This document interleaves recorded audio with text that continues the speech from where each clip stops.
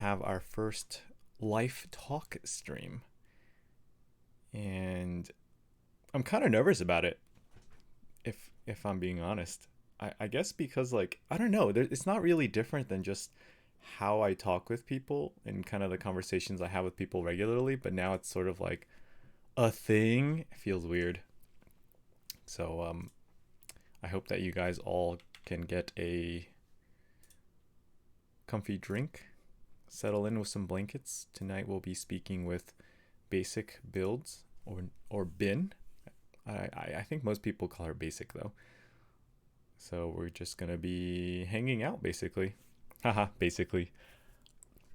I think I'll put on a little bit of music, put on some headphones, and talk about life. Hello, Deck.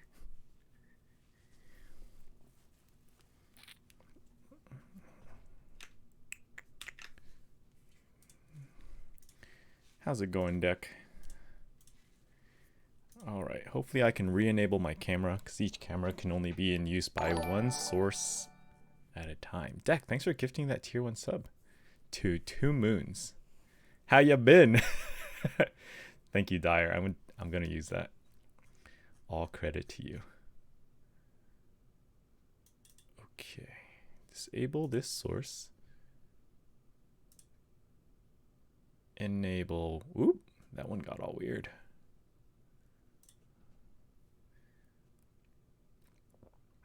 Vaguely forward. I like it. I like it. Okay, cool. We're here. Disable this.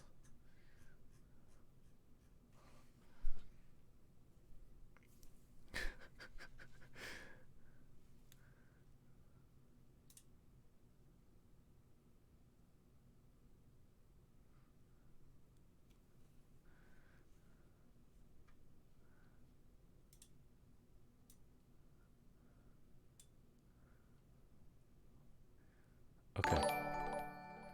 Oh boy, that sounded kind of loud. Not sure. Okay. Hello. Hi, Basic. Hello, hello. All right. We Ooh. are here. We're doing it. We're doing the thing.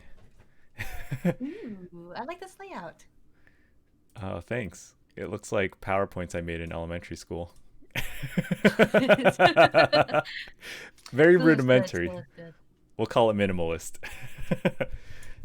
Jax, thanks for that resub. Anyway, Bin, Basic, how have you been?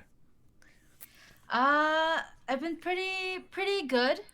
Just had a few things that this week bothered me, but I think overall pretty good. Pretty good. Nice. People in chat, let me know if the audio levels are okay.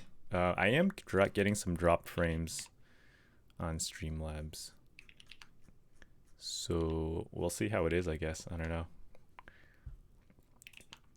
Don't know what to do about that. What do I do about that, Basic? I don't I usually don't get. actually I don't know. Did you put it in admin? Did you use it as like administrator? Run as Do you always do that? I've never thought of doing that before. I always do that. I Okay. always do that. I think the only time I've had like issues with drop frame was just because my internet. But other than that, most of the time it goes without a hitch. Okay. Yeah, I don't know if there's much I can do if it's just like an internet thing. Yeah. Um, My internet has been hmm. kind of pepega lately, so yeah, gotta have that checked out. I'm kind of worried to stream because I don't want to like it to have really bad drop frames, but we shall see. Mm-hmm. Mm-hmm. Well, yeah, nothing I can really do about it now. I don't think so. I'll look into it for next time. Yeah. But yeah, so a bit of context for the viewers and people who are tuning in. Um, I think this all kind of started a couple weeks ago when Huru had me on stream in a voice call or video call with him and with Basic, and we kind of just talked about life stuff, like situations we were going through, and kind of like different life philosophies or mentalities to approach these different situations with. And it kind of blossomed into a much much deeper and genuine sharing about our life experiences and stuff we were going through and where we were headed in the future. And I thought it would be cool to have another talk session with Basic. And we put this together, and I don't know if there's no real agenda to it. It's kind of just talk about what's going on in life. I think that we're coming together as two open-minded people looking to learn, looking to share with one another and help one another however we can. And it seemed like before people were really interested and got something out of the conversation that we had on stream before. So we just wanted to kind of test it out again and see how it would go, kind of thing. Yeah. PowerPoint stream. Cool. I'll put on a little bit of music. But how have you been since the last time we talked? Were there any specific takeaways that you got from that one? If anything at all. It's totally fine if you haven't or didn't. I think if anything was just kind of, taking things slow and doing things how I want to and not being scared to be honest with myself about things that I'm happy with and things that I'm not happy with. Like I think those were some big takeaways for me. But since then, definitely, I think everything has been pretty mellow and good up until I think recently, where it dawned on me that this person who is my friend, and I think what dawned on me was like, where do I draw the line when it comes to someone who I value as a friend, and I think did play some important part in my life, but their habits that I would say they had that to me felt very toxic, and it was like a repeated thing, and then coming to realization it was like not healthy. I think I'm still struggling with this. Like, where do you draw the line with someone who you value as a friend? Like when you can keep them, or whether or not you should really just back off.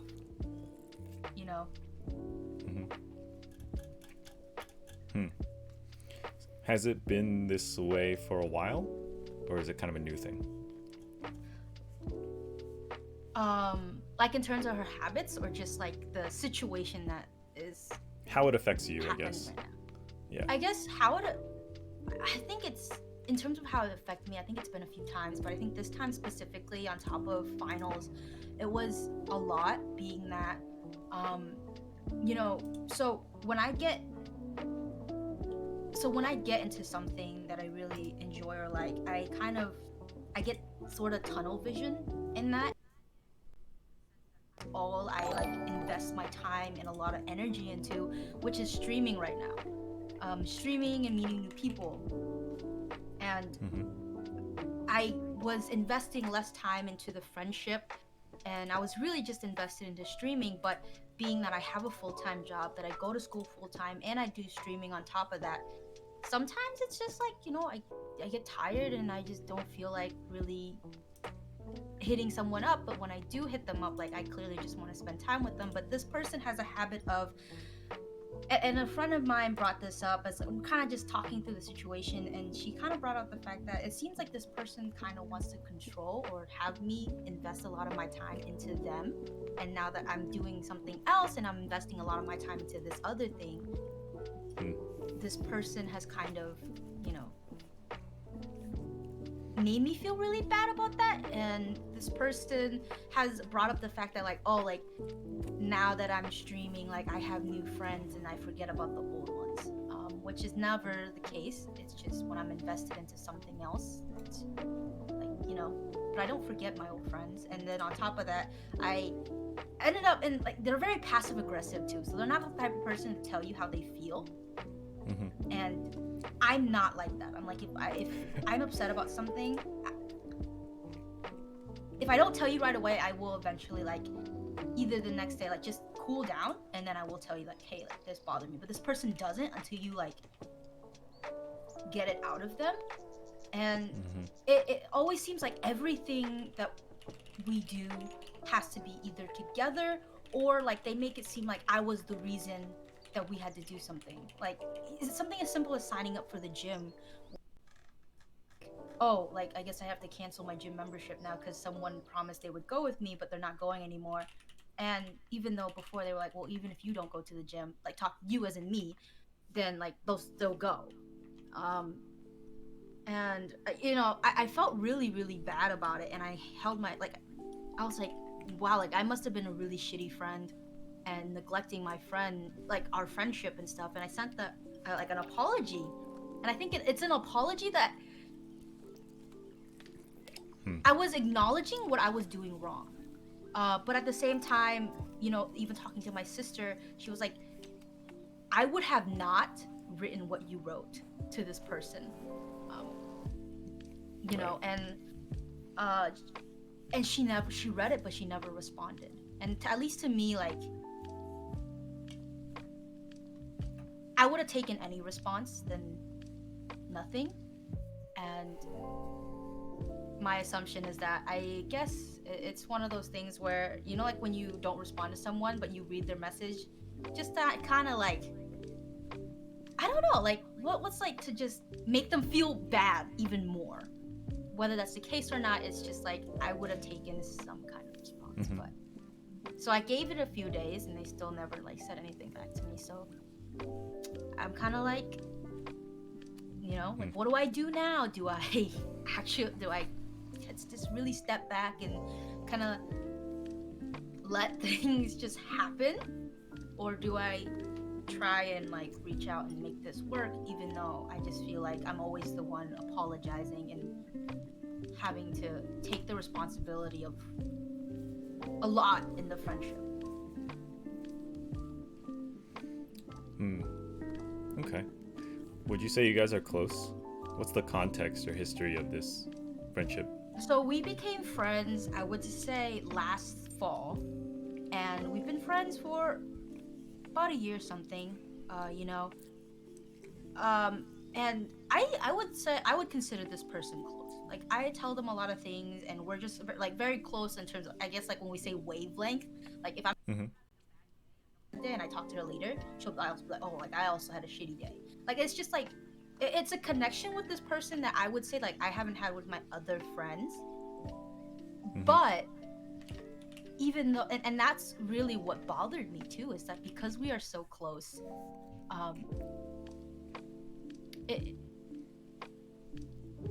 it's still like I don't want to have to always. I think I have a bad habit of justifying things for people too, or like justifying people's habits, even though like it's not good habits to have. Right. Yeah. So, okay. It's clear that you care about this person. You care about their friendship. You care about their well-being. I think it's like you said, it's important to recognize that supporting somebody and caring about them is not simply supporting everything that they do necessarily. It's not necessarily supporting everything like how they act, especially if they are being harmful to others or to you. And I think that being caring about somebody often is telling them what is good for them and what they need to hear, not simply what they want to hear or what's most comfortable to hear. And so I think like right now it's very important to find your foundation and your idea of what it means to be a healthy person as an individual, like on her end, and also what it means for her to be a good friend to you. Like I know that you want to support her, you care about her, and you're going to bat for her. You're kind of saying like, oh, she means well, and she's not trying to be controlling or this or that. But the fact is, there are some things that may actually just simply be shown in their actions, and those actions, you don't have to accept them just because you are her friend. And I would think that it's more caring to go through the difficult action of talking with them and calling it out like it is.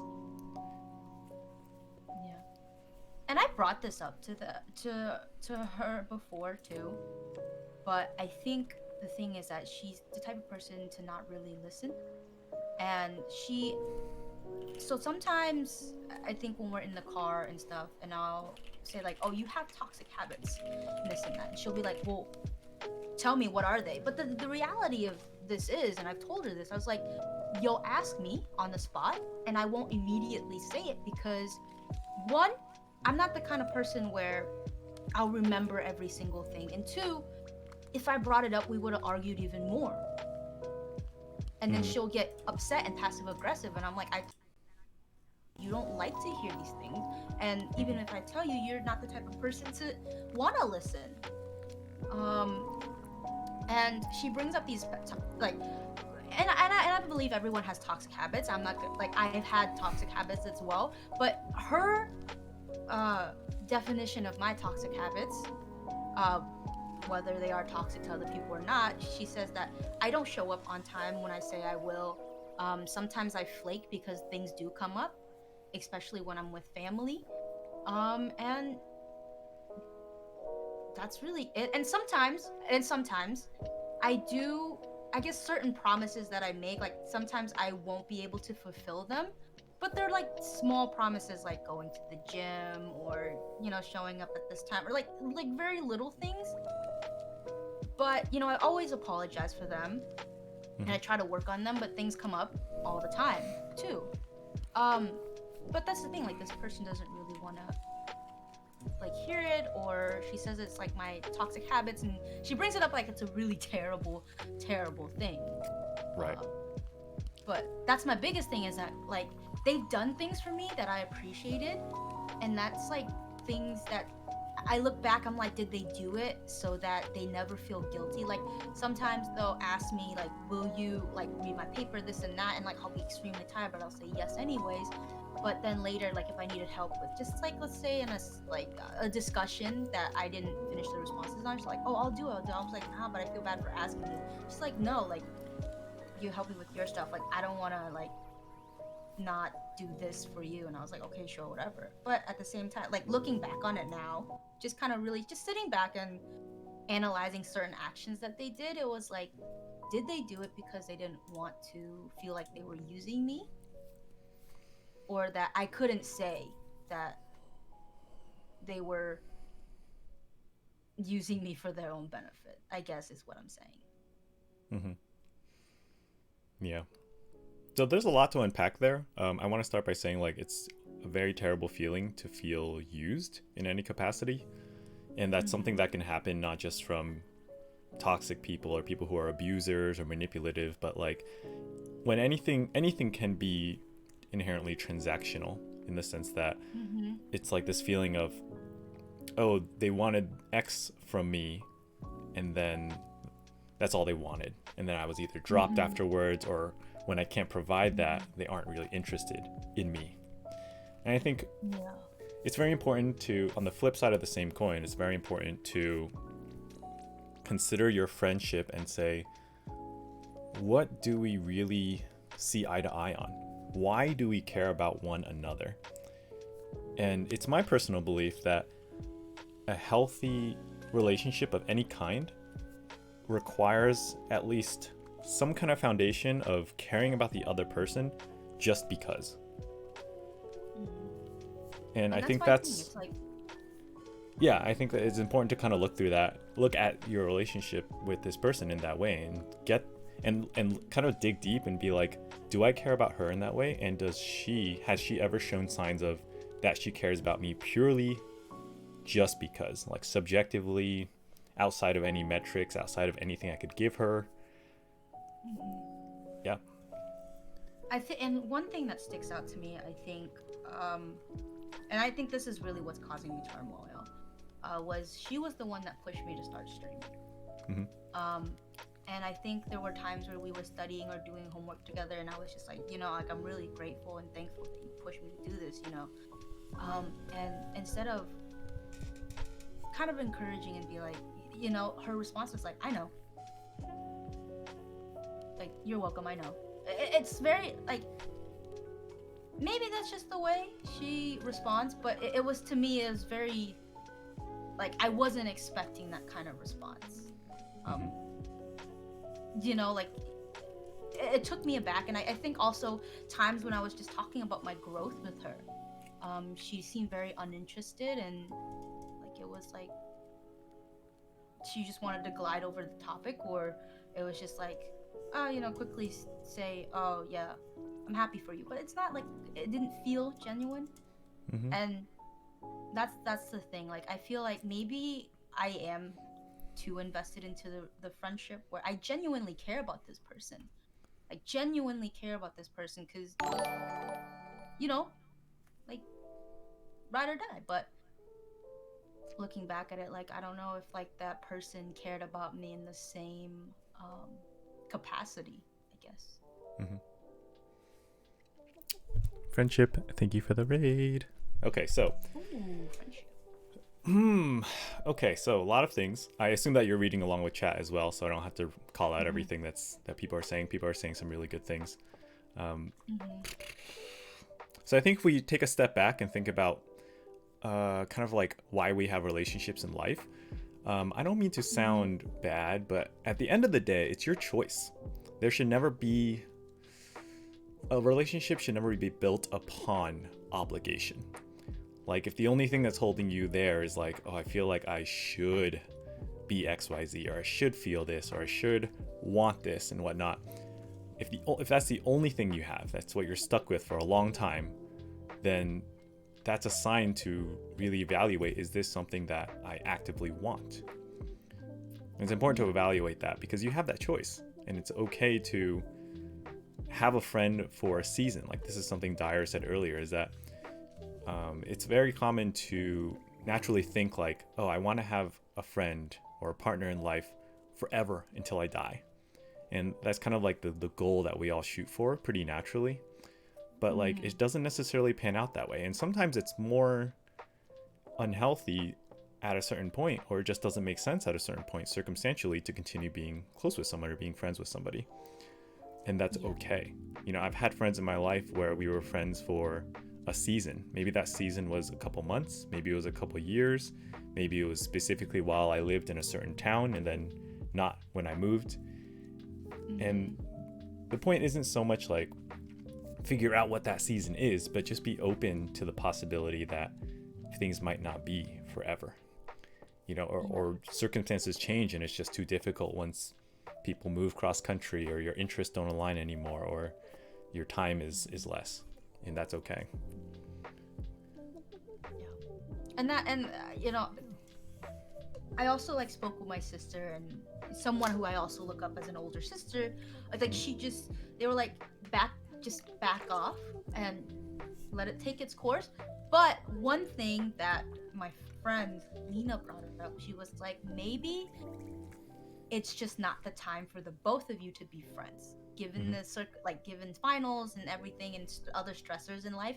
Maybe it's not the time, and if you are meant to be friends, you'll be friends and you'll meet again at some point, but maybe it's not the time. And I really do, and I agree with I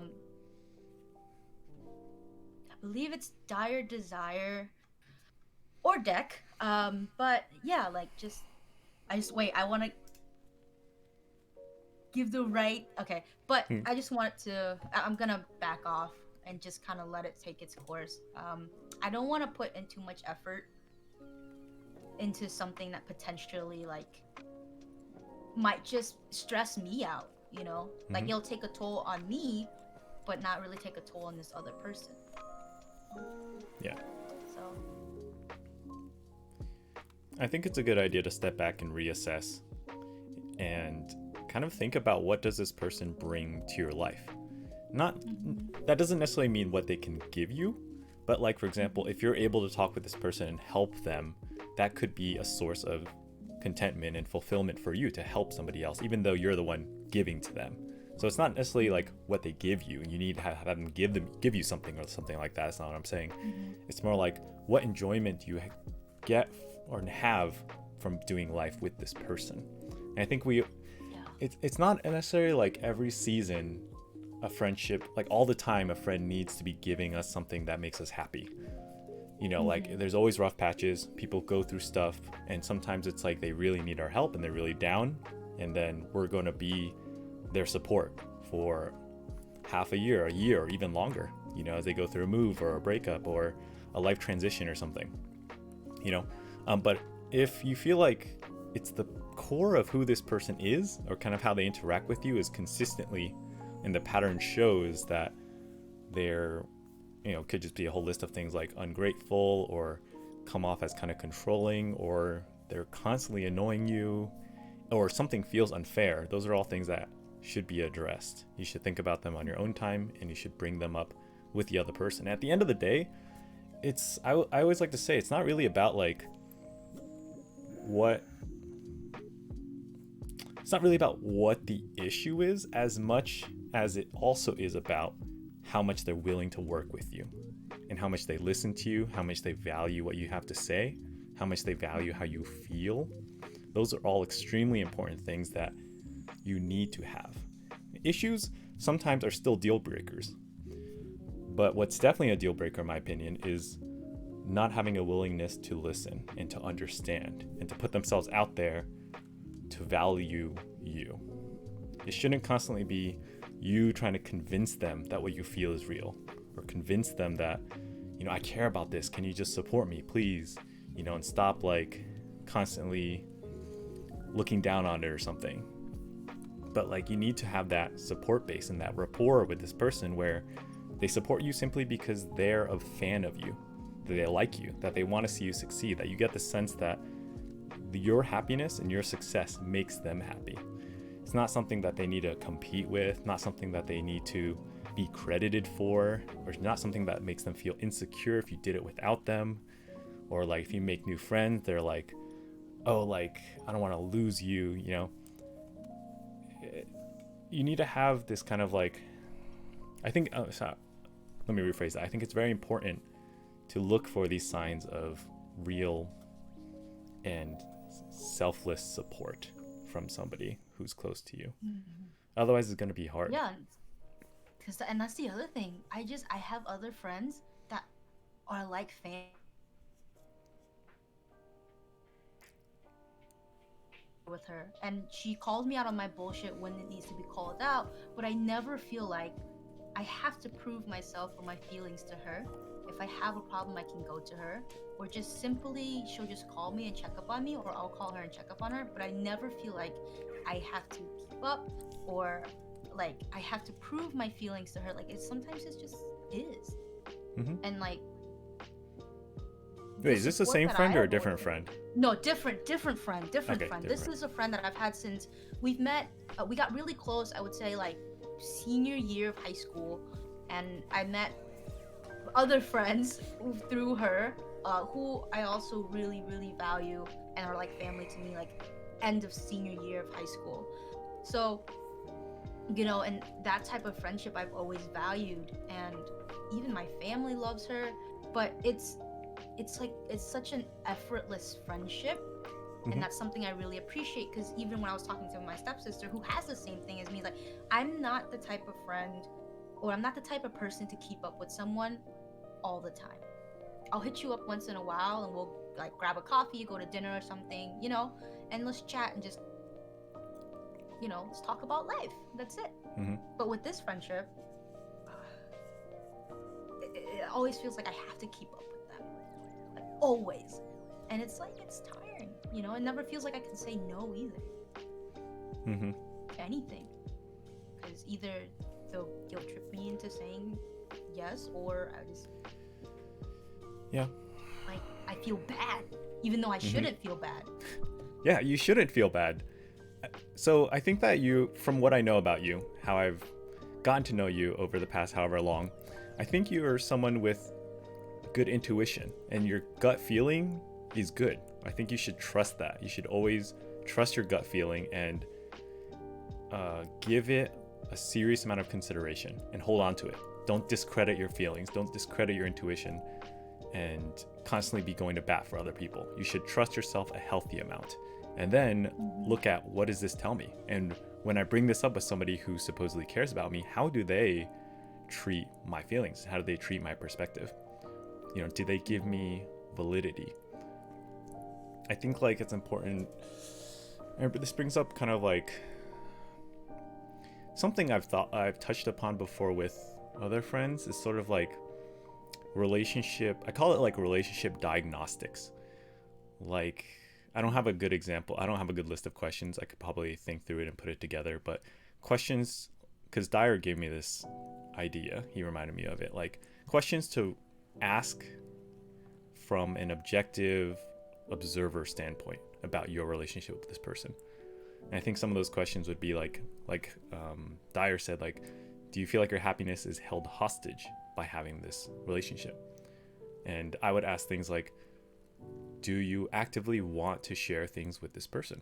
You know, when something great happens to you, you ought to celebrate that with people who care about you. Is this one of those people? You know, when you have a problem and you want to be heard and you want somebody to maybe help with it, but ultimately just to come alongside you and give you a shoulder to lean on, is this person one of those people?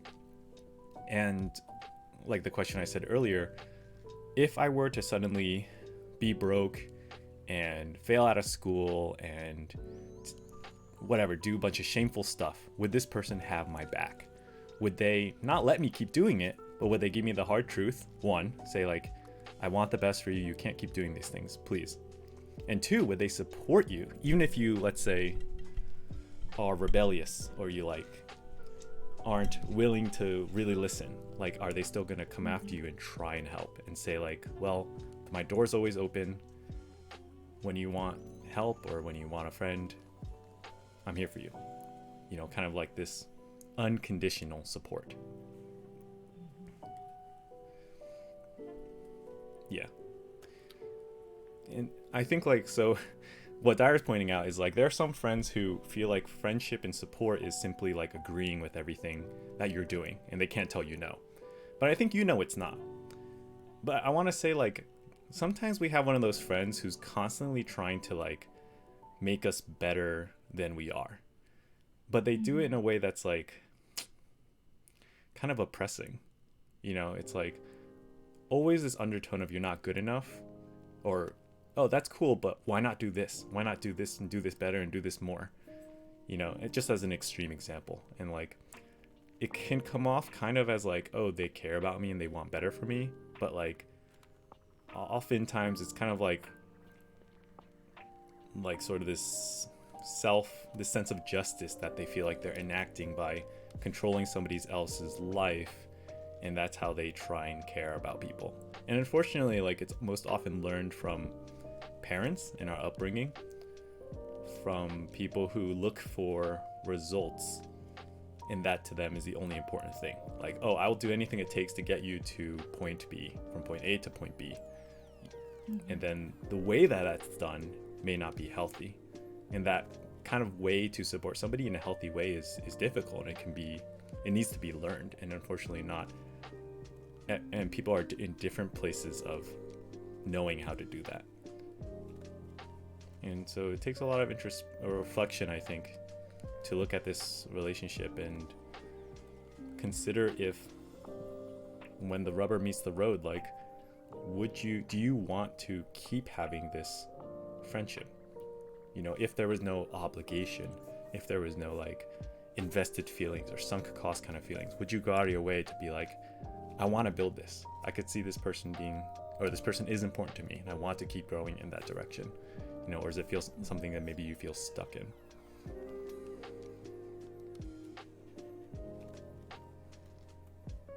Yeah, I think that's something, you know, as we talk about, I think some of the questions I feel like I've kind of already answered past few days. And you know, I, based on kind of her response to me and how things have gone, I think I can, yeah, some of those questions I feel like were answered in her actions. And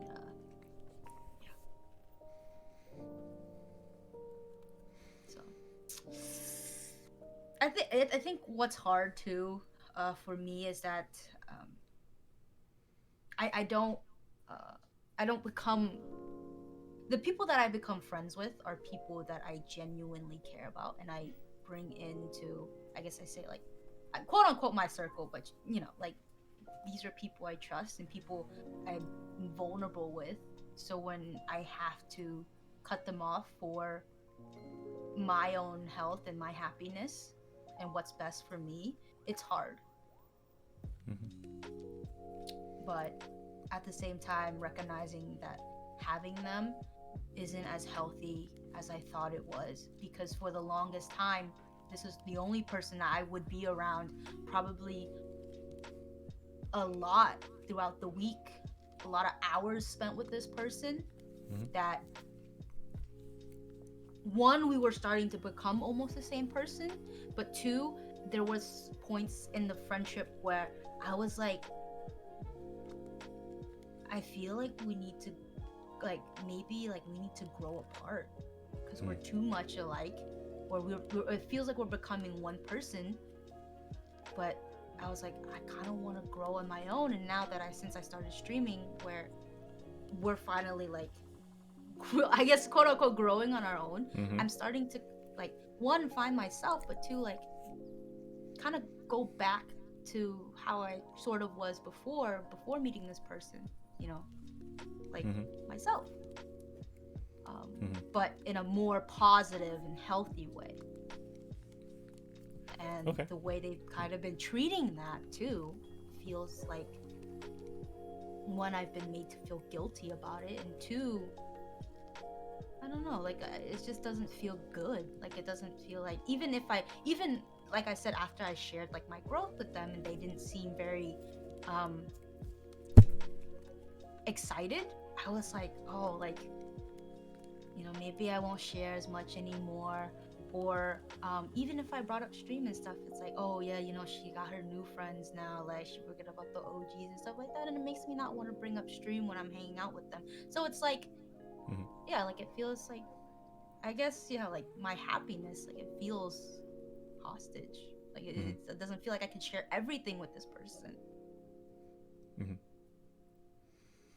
Mm. So It seems like it's important to you that you are honest and sincere and open with someone you consider a close friend, right? mhm. Because the reason I ask that is because it might sound obvious, but not everybody necessarily wants to do that. Like for some people, they Mhm. just want like a work friend and a stream friend or a keyboard friend and then real friend and whatever, hometown friend. And there's all these different Mhm. friends, and they may be more private, they may be more reserved, and not everyone wants to just be open and be able to share anything. I think you and I are on the same wavelength in that we both like care a lot about like being open with somebody, and having them and feeling supported by them. But yeah, I think that's a big, it's a first step is to. It seems like you've tried to bring these things up before, but if you have been sort of like kind of like, oh, I don't want to upset them by really pressing the issue, or I don't really know where I stand, like I think it's important to think about where you stand first. Like, I want this from a friend, I need this from someone who cares about me, someone who supports me, and then bring that up with them. And if they don't change or can't do that or don't want to do that, then you need to limit how close you are if they're being a I negative force in also, your life. Mm-hmm. yeah, I think the other thing is that, so, like you said, like sometimes I just really don't want to deal with it because I know how she reacts to these things. Either she'll come up with an excuse for why she acts the way she does, or two, she gets really passive aggressive and then doesn't want to talk at all. And then it's like, well, now you're not even responding to me. Mm-hmm. So, and, and that's the thing, like, I'm not, I need a response. I need a Mm-hmm. response to know where to head. I Yeah. can't, I don't like the passive aggressive stuff because Mm-hmm. it happens, in my own home with family sometimes when we get Mm-hmm. into arguments. But I don't want to deal with it with a friend either. And that's a big reason why I think I also want to take a step back, is because maybe I did spend too much time with this person, and Mm-hmm. then it's unhealthy, and two, like, it's getting too much to deal with on top of that. Mm-hmm. you know why is it always, oh, the other thing is that I always understand for this person. If they don't respond, if they're upset or whatever the case may be, I'm like, hey, I understand, it's fine, it's cool, take time. But it's like, it's never the same. with me with this person. You know, sometimes they understand, but most of the time it's like I feel like I Hmm. always have to explain myself. It's like, why? Right. You shouldn't have to explain yourself. I think there is an Mm-hmm. important component of trust that is needed in any relationship. Trust that you're going to care about them and you trusting that they're going to care about you at the core of it. Mm-hmm. And that trust manifests itself in not needing to be possessive or controlling or manipulative or demanding or needy. I think some other things to evaluate also are what her other friendships are like, what her family relationships are like, where she spends her time. I think that it just reminds me of situations in the past that I've encountered where people place a lot in somebody else, like in the sense that she is perhaps placing you on a certain pedestal or placing a lot in you as her friend. Like maybe she's like, oh, like you're my closest friend, and therefore, like, basically, I hold you to all these different standards, and you need to do this and this and this for me because you're that close to me. Or, like, a classic example is more of like, oh, I give you so much, like, you don't do that for me, or like you should do that for me, or you ought to do that for me. And goes back to like the whole being transactional thing. Mm-hmm. And then these are all unhealthy ways of unhealthy for each one of you, but also unhealthy for your relationship. Mm-hmm. And those things ought to be very heavily considered. I'm not saying like the way you can go about this is like if tomorrow you're like, you know what, you're right, I'm done with this, I have no obligation to her, thanks for the past year of friendship, and I know you tried your best, but I'm out. Like if you did that, like be like, okay, you know, you made your choice, and that's okay. If you're sure that's what you want to do, that's completely okay.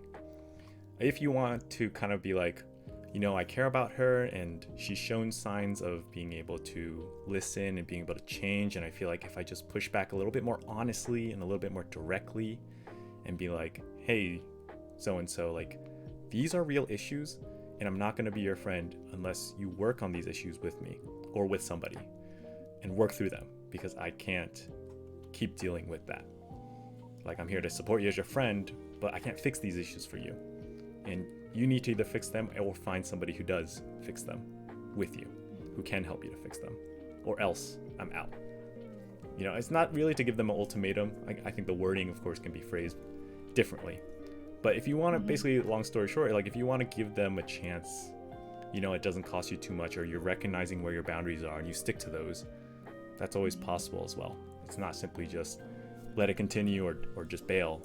You know, you can give it time, like Deck was saying, like you can take a step back, and I think time and distance will actually might reveal some things too, in terms of like how Yeah. she reaches out. You know, if it's like, well, she's being a butt to me, so I'm just gonna not talk to her for a little bit and not reach out anymore, or like whatever, and see if she reaches out to me, then you might find different things might be revealed through that, you know.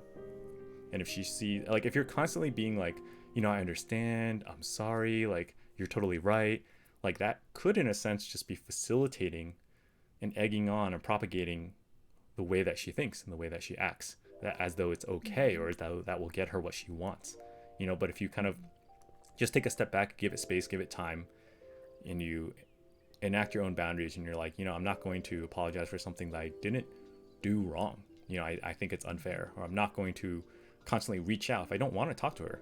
You know, if I'm not interested in talking with her, I'm not going to reach out. And if you do these things, it naturally will create space, and then it might bring you guys into another place of discussion after some time. And it could Yeah. be one of I those things definitely like think. we can keep talking about as well, you Mm-hmm. know, if you do decide to kind of give it some time and make it a process instead of just making a decision right here and now kind of thing. Yeah. Yeah. No, that's what I. That's that. I think like after today, the I was like between that. Like, do I address this immediately and just make the decision, or do I really step back? But I'm going to just step back and let it take its course, and Mm-hmm. let me. And I want to see, will she hit me up first? Um, Mm-hmm. yeah. I think maybe one thing I want to tell you specifically in this case is, I know you care about people a lot, and and you put that care towards like going to bat for them and defending them, and in your mind kind of understanding them, and that's incredibly sympathetic and compassionate of you.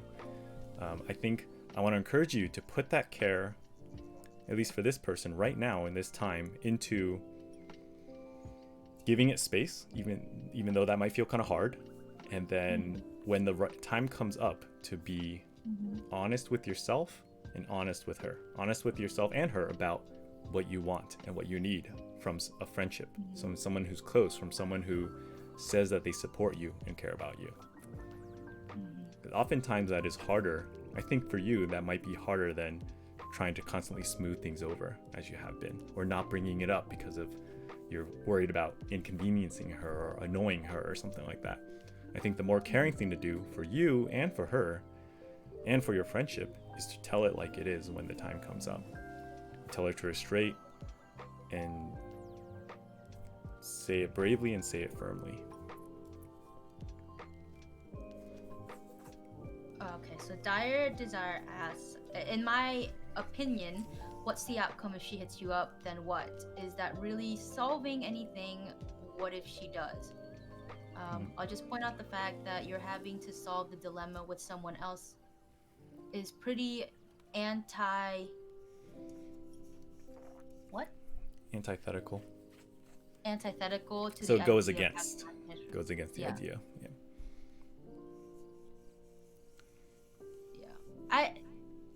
If she does hit me up, I mean, we would talk about it and I would bring it up, but at the same time, I'm scared of just, if she hits me up,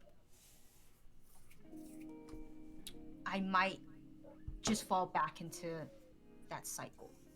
So that's something else that I've become self-aware of. It's like falling back into that cycle if this person hits me up. The cycle of kind of making her happy, smoothing things over. So that's something I'm also aware of, you know. If you have trouble with that, then I think it's good to simply decide for yourself what you want and then stick to it. There's nothing wrong with doing that. And in fact, I encourage it. You know, not to be like a butt or be like, you know, don't give people second chances or don't work with people or whatever. Like, you know that. I'm not saying that. But instead to come from the other end and say, this is what I want from a friend. And this world is full of like 7+ billion people. And if they're all trying to be my friend, I'm not going to be friends with all of them. I can't. You know, so just because someone wants to be your friend doesn't mean you need to be their friend. Doesn't mean you need to be close. Doesn't mean you even need to talk to them. So if you need to hear that, then this is me telling you, like, you can decide this is what I want in a friendship, and then have that standard for your friends and for the people you choose to let into your life. And this is like, I don't want to say this is just like this one isolated situation too. Like, this has happened before in high school with another person, and I eventually was just like, I just cut him off. I was just like, I don't need this in my life. But now that we're at this point again, and it's been a while, that's why I'm kind of in this like turmoil. And this is something that, you know, obviously friendships in the future or whatever the case may be, but this isn't just this situation, but the way I'm feeling right now has to do with this one person. But that's only happened this time. It's happened before, but the last friendship, it basically went to the fact that, you know, I told him straight up, it's like, hey, look, like, I told you how I felt and I'm confronting you about it, but you don't want to. Their response was, I'm getting mad. And I'm like, okay, and what? And that was basically the last conversation we ever had. Because I was like, okay, you're telling me you're getting mad, but what are you gonna do about it? What does that solve? Right. Anyway, that ended so up what kind of ending like that. That was the last conversation. But with this, you know, this friendship,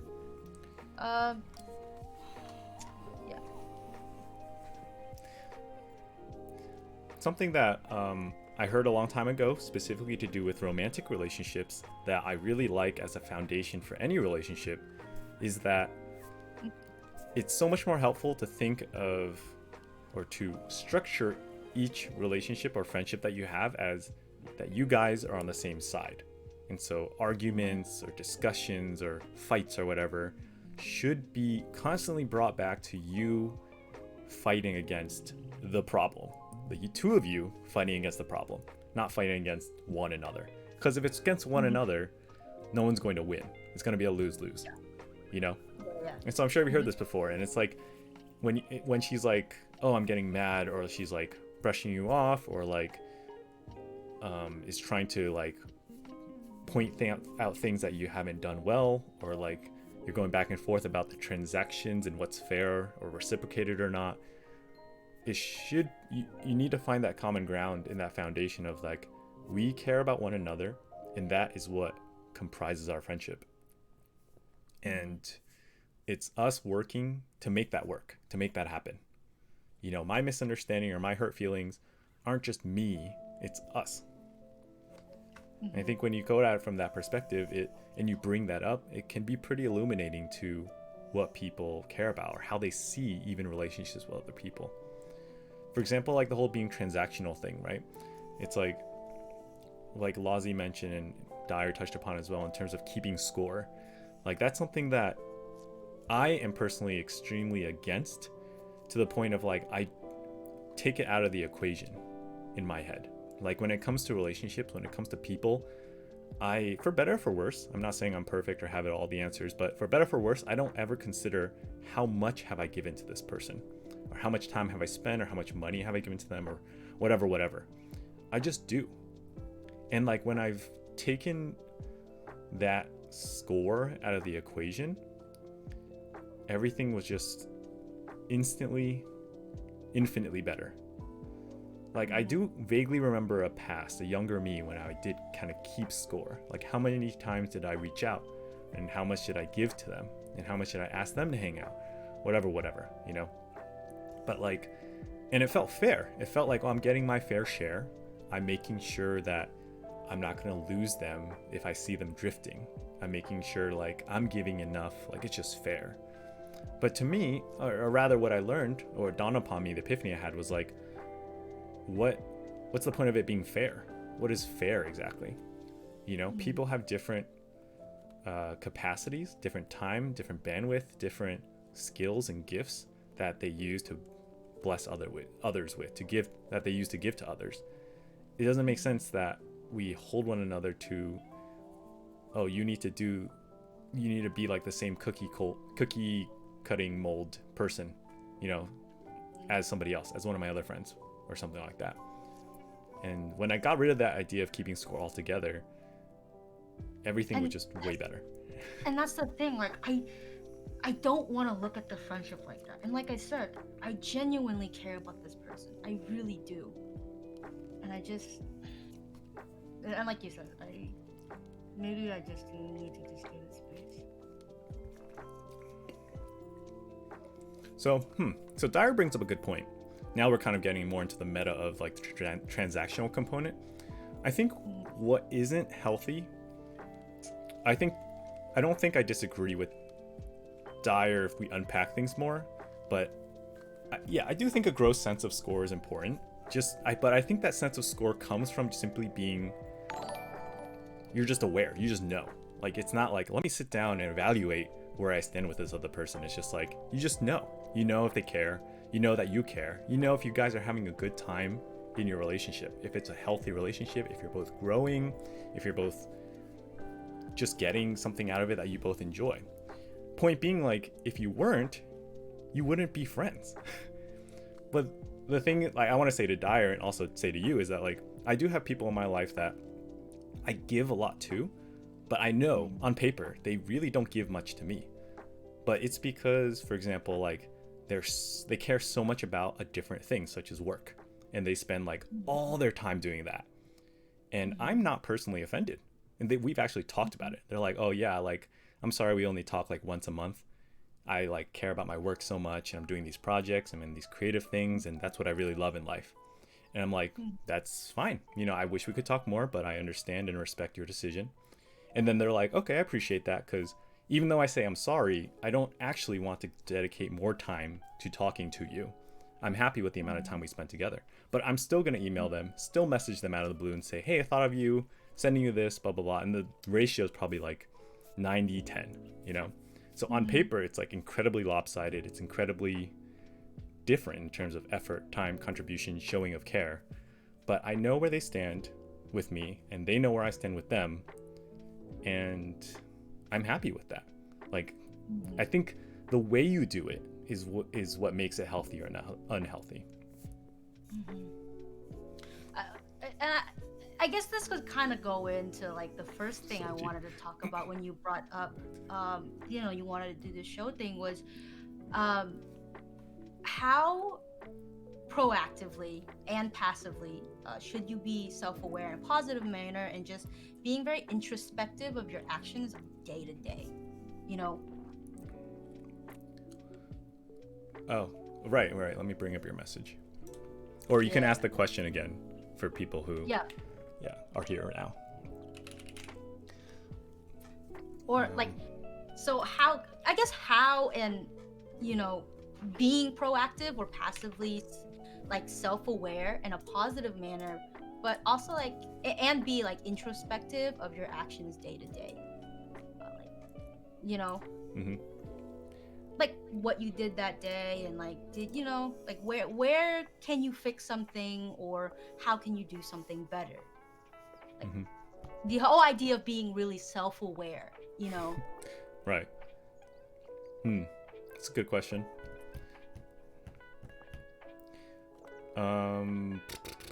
They do say that journaling is very effective because it makes you reflect. So I think reflection is good because it's good every now and then to take a look.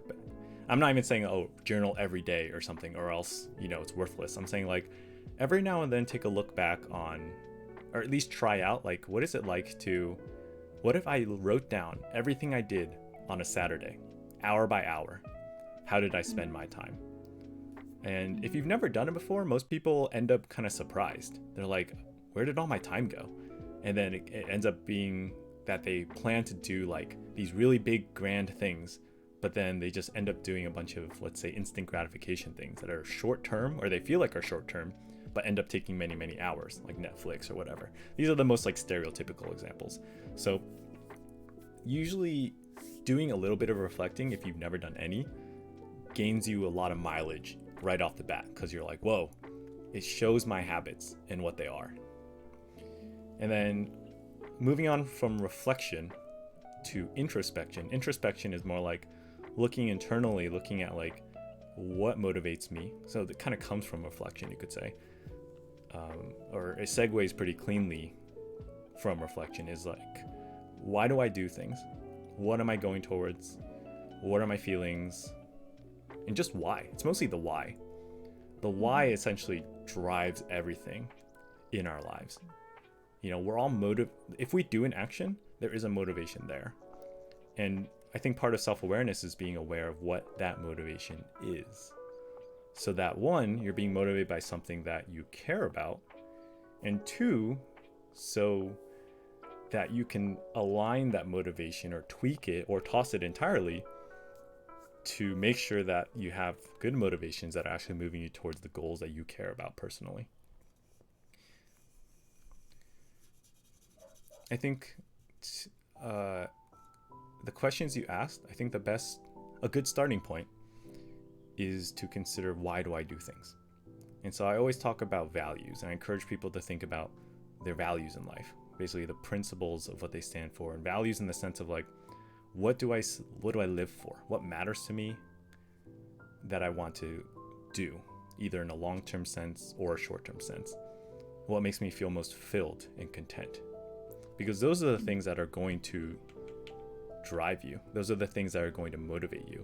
And those are the things that are driving you and motivating you, even if you've never thought through your values before. That's the kind of like crazy thing about it, is like, you have motivations that are leading you forward, whether you know what they are or not. But sitting down and reflecting and introspecting and really ironing out what are those motivations, that gives you much more control and autonomy over yourself and over your life.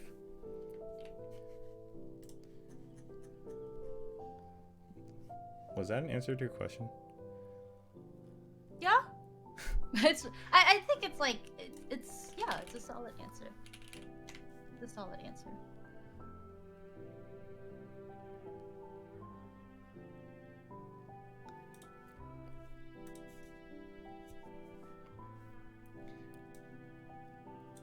Yeah, because I think so I thought about starting a journal, but I think one of the things I try to do a lot is be introspective and be self-aware of my actions, whether sometimes I am or not.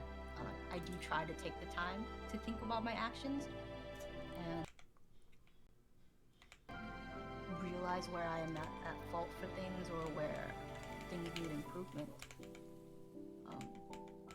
But that's the other thing too. It's like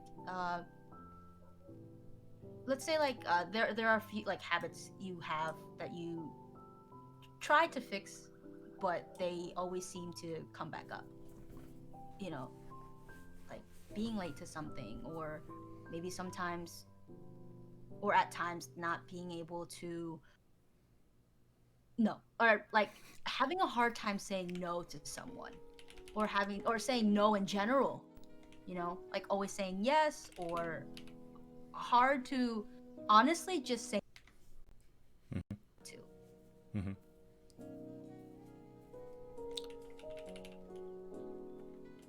Yeah. Yeah, definitely. I think that whole topic surrounds.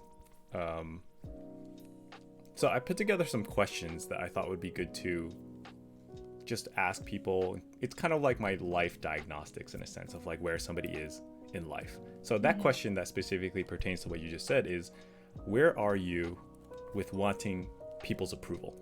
Because I think when we're all born and raised and brought up, by and large, the majority of people care about other people's approval. But it's not just a black and white thing. It's not just, oh, I care or I don't care. I'm vulnerable or I'm immune.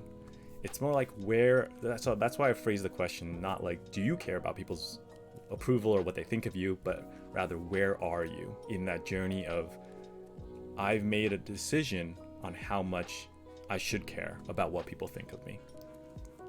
It's like it's not really a metric thing. It's more like, what is your relationship with people's approval? I think that's what I heard when you asked, like, it's hard to say no. Because then when we break that down, it's like, why is it hard to say no? Because you don't want to disappoint someone, or you don't want to let them down, you don't want them to feel bad. Those are the most common answers. I think like for me, most of the time it's like it's a mix of all three. Mm-hmm. It's a mix of all three. I would say like a lot of times too, I think it's like doing stuff for my family, or like even when the other thing too is like, even if I say no, right, they still force me to do it until I just don't respond, and I just don't do it at all. Yeah, that's not healthy. But also, family is a really big bag of stuff, because yeah depending on the context and the history of the relationship, oftentimes for very deep-seated or long-running relationships, and you're kind of like right now taking a step back and looking to make a change, that process is often better done with like a very sit-down a big reveal kind of thing, instead of kind of trying to bring it back a little bit, like you said. You like, oh yeah, you literally froze for like. Internet is bugging a bit. Are we back? Yeah, we're back. Oh, okay. Sometimes it's easier to just like figure out where you stand with things, and then officially bring it up with people and say like, hey, I'm looking to make a change. And it might be a big change for you guys. It might be kind of uncomfortable, but I still love you and I'm here to work through it with you. But it's not necessarily going to be easy for you or for me or for us. But if you care about me, you're going to at least hear me out, and ideally support me in this change, in what I want in life.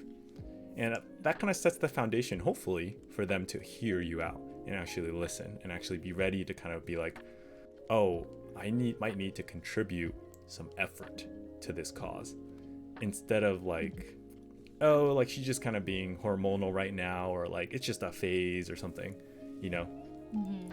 to show them like, hey, I'm serious and I've thought this through and this is what I want. Yeah.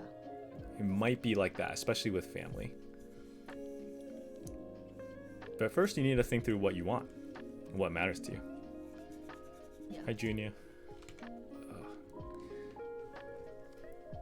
I just feel like a lot of this stuff is kind of goes into one another. Like It does. being honest, thinking Mm-hmm. about, how you want to approach something, everything, considering it, and then seeing like what's best for you and make a compromise somewhere in the middle. If the person is willing. Yeah.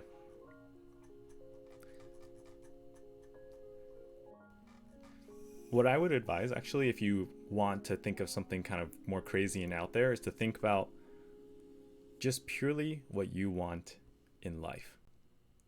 Mm. And to have this like almost like selfish mentality of like, if I were able to structure my life ideally how I want it to be, what would I have in it?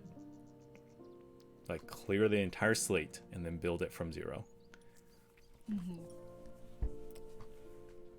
And it doesn't mean that it doesn't have to do with other people, but Mm-hmm. when you start from that end and you kind of push everyone out of the room first and you have no obligations to them and it's just you and yourself and you're like, who do I want to bring along on this journey with me?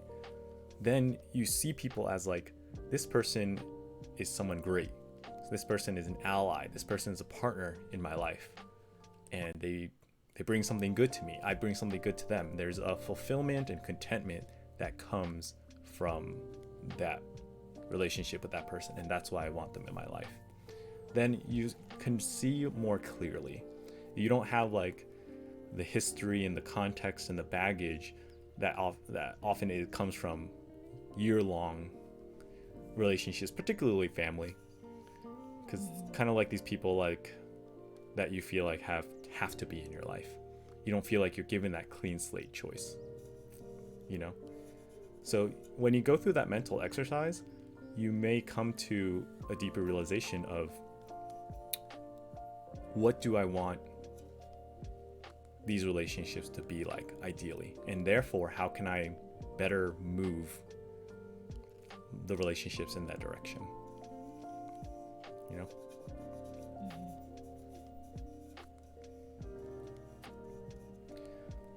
For a lot of your life, maybe up until now, you have simply been, for the most part, reaching goals, checking the boxes, doing the right things, being a good person.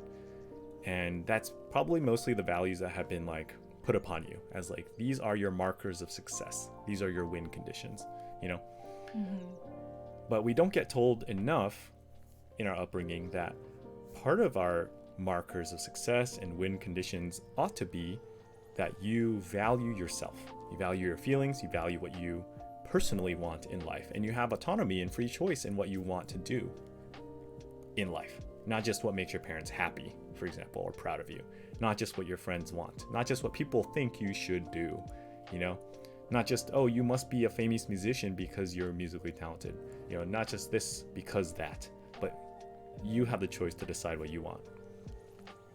And that's something that often needs to be told to people. And if that's new to you, or like pretty revolutionary, like it's not surprising at all, you know? And it wasn't too long ago that I felt that same way too, you know? Yeah. And until someone came along and said like, you know, you can live life for you. You can and ought to structure your life how you want to. With conditions, this guy.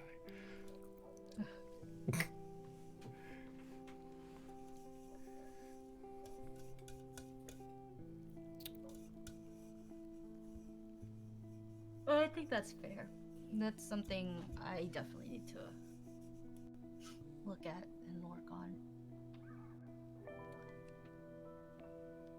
Okay, so the next thing I want to ask,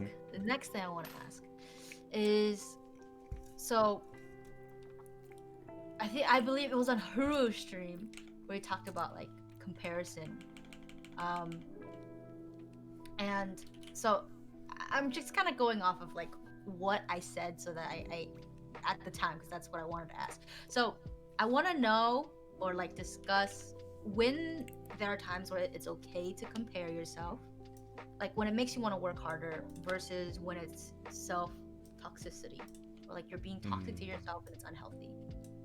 Like drawing those lines and knowing that, hey, this is not good for you, or like, hey, like this person's so and so and so. How do you,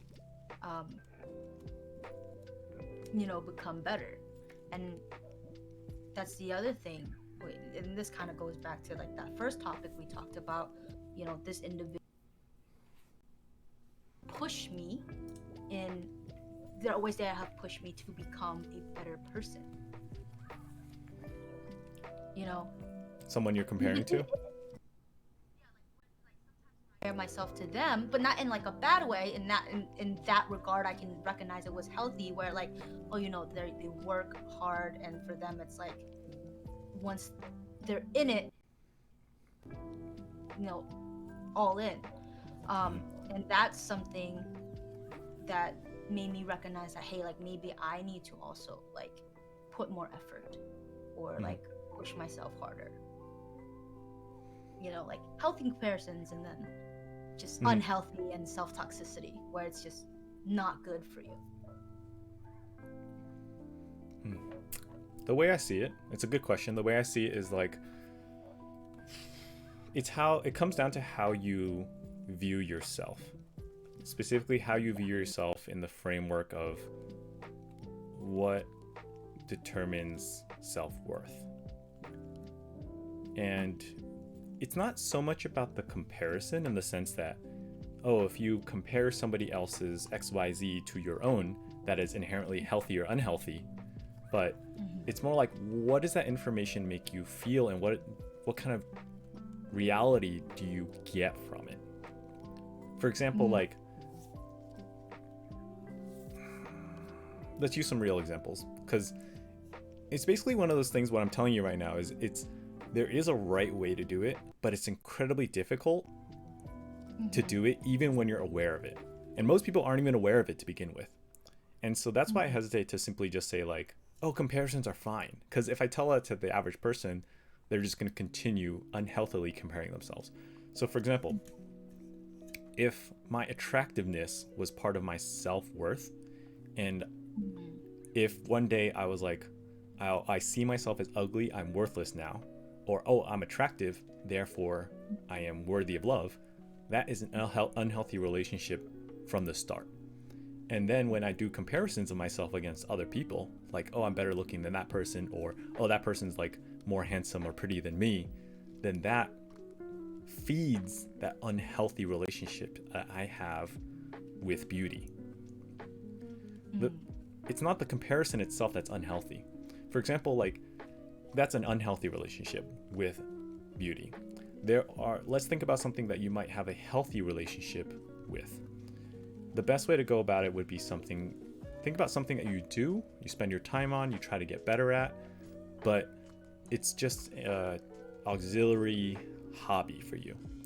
And it's completely not something that like you place much stock in, let's say, if there is such a thing for you. So for me, that would be like, just as an example, like, let's say photography. Like, I'm kind of into photography, but I'm not posting anywhere. I'm not like, if someone says, hey, you're not a really good photographer, I'm not going to really be offended, because I know it's true, and I'm not placing my self-worth in like my photography portfolio or my ability, right? And so when I look at people who do really good photography, I don't feel insecure. I don't feel threatened. I feel inspired. I'm like, wow, that's really cool. Like, oh my gosh, that person's like use of framing and composition, and it's just so good. It makes me want to be better, Or I could just be like, I don't care. Like, that person does really good stuff, but like, that's not my style, and it's inconsequential for me. But these are like comparisons I'm making, like, oh, his framing is so much better than mine, I can improve mine in this way. Like, most people, when they say comparisons, they're not even thinking about that kind of comparison. They're thinking about like, oh, I compare and then I feel bad, I feel inadequate, I feel terrible. But that's not healthy. That's not a healthy comparison. But it's not the comparison problem, it's the how I view my self-worth problem. Like, what gives me self-worth, what I've decided gives me self-worth. Yeah. I So really like the comparison thing. I think like probably around this year was when I like really recognized like when it's good and then when it's bad. So it hasn't been much of an issue now, but I feel like sometimes it's also good to bring it up. And if someone also has that issue, it's something that we can address and use what we've talked about and take these and move forward and learn from it and become better at it. It's not going to be the easiest at first, but slowly but surely. It's like everything in life, like the more you do it, the better you get at it. mm-hmm. And it's the same thing with being like self-aware or being introspective. It's like take some time to yourself and just think. Okay, so Think. I really want to. So what Deck wrote in chat is along the same lines as what I said, where he said like, it's good to understand where you are compared to other people, like kind of have a healthy view of yourself or an accurate view of yourself. There's nothing wrong with that, and it's very good. But it's bad to do so when you only end up feeling I'm not good enough. So here's the thing, right? Let's just say broad strokes, this is not necessarily you, but most people grow up comparing themselves, measuring themselves by how well other people have done the things that they are trying to do. Such as how much money, I'm trying to make money in my career. How much are other people making? I'm trying to have a popular Instagram account. How many followers do other people have? I'm trying to do X. How well is somebody else doing X? And you can have an accurate view of that, and that's totally fine. But it's also possible to have an accurate view of that and then feel inadequate. So the problem is feeling inadequate, right? Because it's like the problem is your relationship with that is what's unhealthy, and it's going to continually propagate how unhealthy it feels. And so the issue is like Deck said, it's like if you constantly feel like you're not good enough, the large majority of people, you're not ever going to get to a place where you feel like you are good enough, because you're always counting and keeping score and keeping track and aspiring to a particular metric. Like, how many times have you heard of people who said like, I made it to XYZ position, or I got this thing, or I have this much money now, or I'm in a marriage with this person and I'm still not happy. I thought that would be it, but I want more. Like, that is the cycle of human desire if left unchecked. And that's kind of the big lie that we buy into, is like, oh, that it's enough if I just get this next thing. Yeah. That's the problem. It's a lie that we need to break out of. And the way to break out of it is not by continually trying harder or just completely giving up. But the problem is the fact that we're even comparing to begin with. When we're comparing to others, if you are better than somebody else and you feel good because you're like, oh, I'm better than this person, it contributes to a sense of pride and conceitedness and arrogance. And most importantly, a self-righteousness that is always at risk. Because then you feel like, oh, I need to maintain this. Oh, I need to keep being better. Oh, this new up-and-coming person is going to surpass me. I'm anxious now. I'm scared. I'm worried.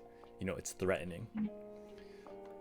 And then if you're worse than somebody else, then you're going to feel bad because you're going to be like, I'm not good enough. I need to keep trying harder. I need to keep slaving away. I need to do more. I just feel like crap because I'm not good enough. Those are the two big camps that people fall into. And they often are in both camps because they're constantly comparing to somebody else. And the only way to get out of that is to simply be out of that, to not play that game of comparing to people who are better or people who are worse.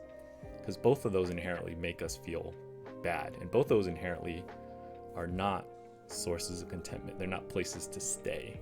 It's always constantly moving us, but we feel discontent. Yeah. But the thing is, like, even if you're aware of that, so that's step one, being aware of how that cycle of discontentment works. It's like, oh, I'm looking to reach X many followers on Instagram, and I reached 1,000. Oh, I made it. That's what I wanted. But I don't feel happy. And it's like, oh, I reached 150,000. It's like, oh, I made it. Oh, there's somebody else who's like 2 million. Okay, I need to keep going better. It's not going to satisfy you because it's just a lifeless metric. You know, there's nothing about it that specifically, if it's a comparison, there's always going to be somebody above you, and there's always going to be people below you. But the numbers don't inherently mean anything. The only way out of that is to, one, recognize that, and two, replace it with a metric-less sense of why you personally care about something. For example, like playing guitar, right? Like, a lot of good reasons to play guitar are I enjoy music, I enjoy composing, I enjoy learning, I enjoy practicing and entertaining people, and I do it on my own time, I do it on stream, I do it in groups, I just do it whenever because I just enjoy it for what it is. And there's no comparison in there, you know, there's no sense of like, I need to be this and that. You know, you'll still learn new songs and push yourself to grind hours practicing because you really enjoy that, because it makes you happy, you know? And that state of, I enjoy this for what it is, I think to me that's one of the big secrets of keeping something intact, whether it's a relationship, whether it's a hobby, or just any kind of thing that we like. It ought to simply be in that space. Because if we make that something that, if we take that out of this space and say, this needs to be my everything, this is my reason for living, this is the most important thing in the world to me, that's inevitably going to ruin the thing. It's going to lead to us, one, being discontent because I feel not good enough, or two, it's going to sap our joy that we once had for that particular thing when it becomes the rat race instead of simply just enjoying it. Yeah.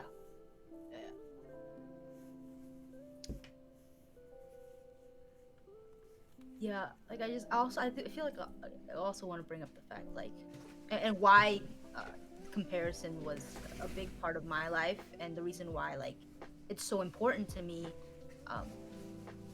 like, being self-aware comparison is because, like, at least in my family growing up, like, always get compared to other kids, whether you were better or you were worse. Like, that was the way, like, my parents tried to motivate me, was comparing me to other kids, and that took a hit on, like, I think at least for me, like, growing up, it's like, oh, I always, even though they didn't do it anymore, actually, no, I can't even say they stopped doing it because they still do, but it's like, now that I'm older, I'm still like, okay, it's whatever, like, say whatever you want. But like growing up though, it was like constantly, even when I'm not with them, like comparing myself to other people, and even like you said, like, to feel like you're doing better than someone else, even though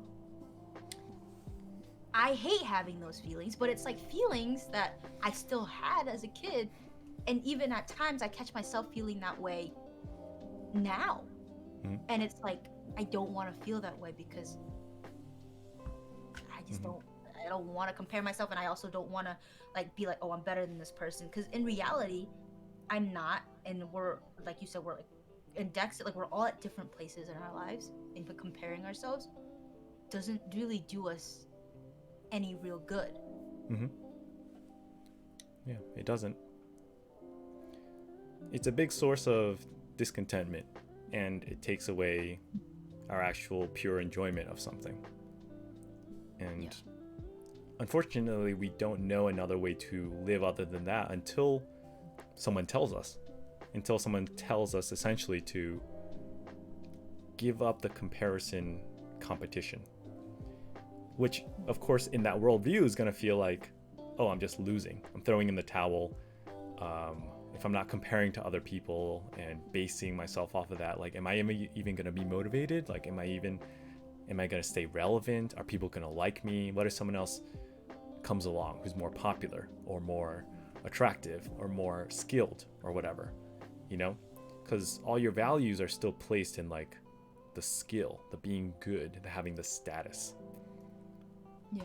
But if you dig deep, like, this is where you need to decide for yourself, kind of like what we were talking about earlier, like, what do you want from a relationship or whatever? Mm-hmm. Now it's the same thing, but what do you want from life? What do you consider important in life? And how do you want to live your life specifically? It may have nothing to do with being the best at something. You know, it could just simply be, I just want to enjoy music. I want to enjoy playing guitar. I want to enjoy learning songs. I just want to keep doing these things. And that's completely fine and adequate. And if no one's told you that before, I think it's important to hear that I'm telling you now, to look for people around you who also support that in you, and also to constantly be telling yourself that too, that I don't need to compare to anybody else. I can simply enjoy something for what it is. It's simple, but it's incredibly difficult because there's a certain way to do it, and there's a lot of unlearning you also have to do. So it sounds deceptive how simple it is, but it takes many years to actually implement that, to let go of existing notions of success, to find people who support you, to constantly be putting your trust into this notion of like, things will be okay if I give up my old win conditions. Because whether we like it or not, like, we've adopted those values and markers of success that our parents have given us, you know? And to let go of that is scary at first, you know? It's always going to be scary. Anytime you trust something, it's going to be scary. That's what shows that there's actual trust there. But if, you know, you're fed up with like the comparison stuff, you're fed up with how it makes you feel, you're fed up with like constantly feeling the sense of like, I need to be better or I'm not good enough, you know, then there is a choice out there, which is to give that up and to instead just enjoy what you have, what you're able to have, what you're able to give to others, what they're able to give to you, and enjoy it for what it is, not what it could be. You're like, oh, like, look at how far I've come, I'm so good or whatever. It's just, I just enjoy it for the art of what it is. And that's it. It's that simple, but it's incredibly difficult to live. But it's also incredibly rewarding to live that way.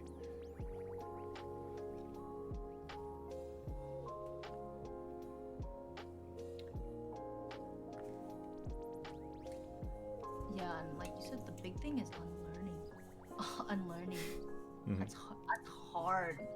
Even now, it's hard. Mm-hmm.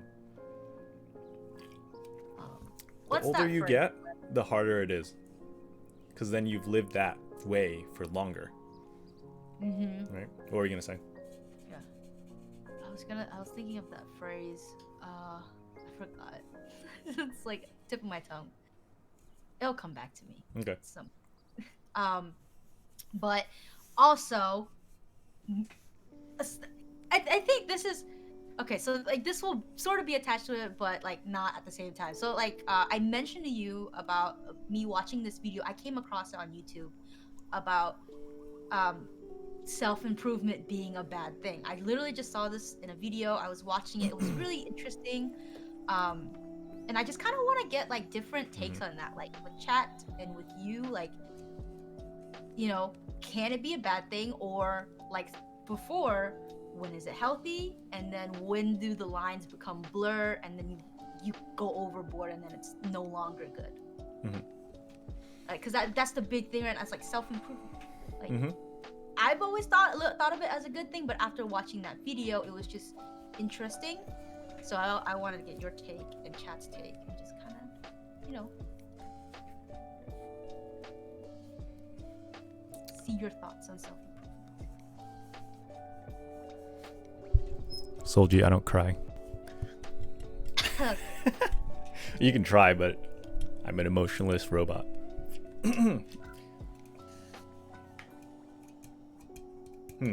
That's a very good question. And my simple answer, so I'm going to give a simple answer and then we can unpack it if you want. Yeah. I'm going to start with a simple answer. Okay.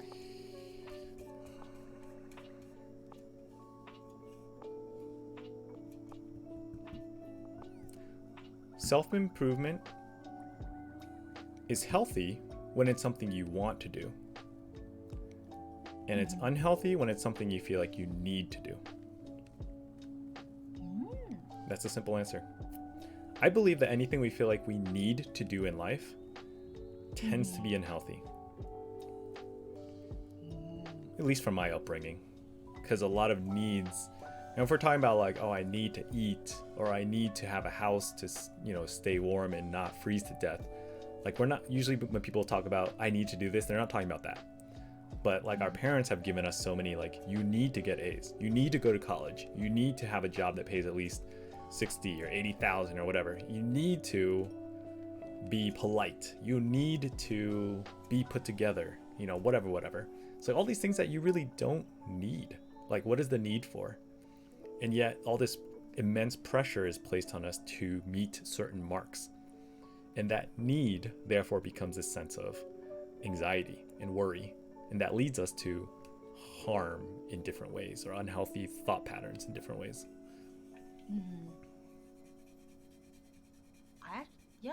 I would agree to that. Like, as you spoke, I was like also thinking like, okay, like in times of when I felt like I needed to do something, how did I really feel in those moments? And you're right, like when I feel like I need to do something, like similar to why do we put off an assignment or something we want, or like or something we have to do, is because we need to do it, but we just don't want to do it, and it's just this buildup of anxiety.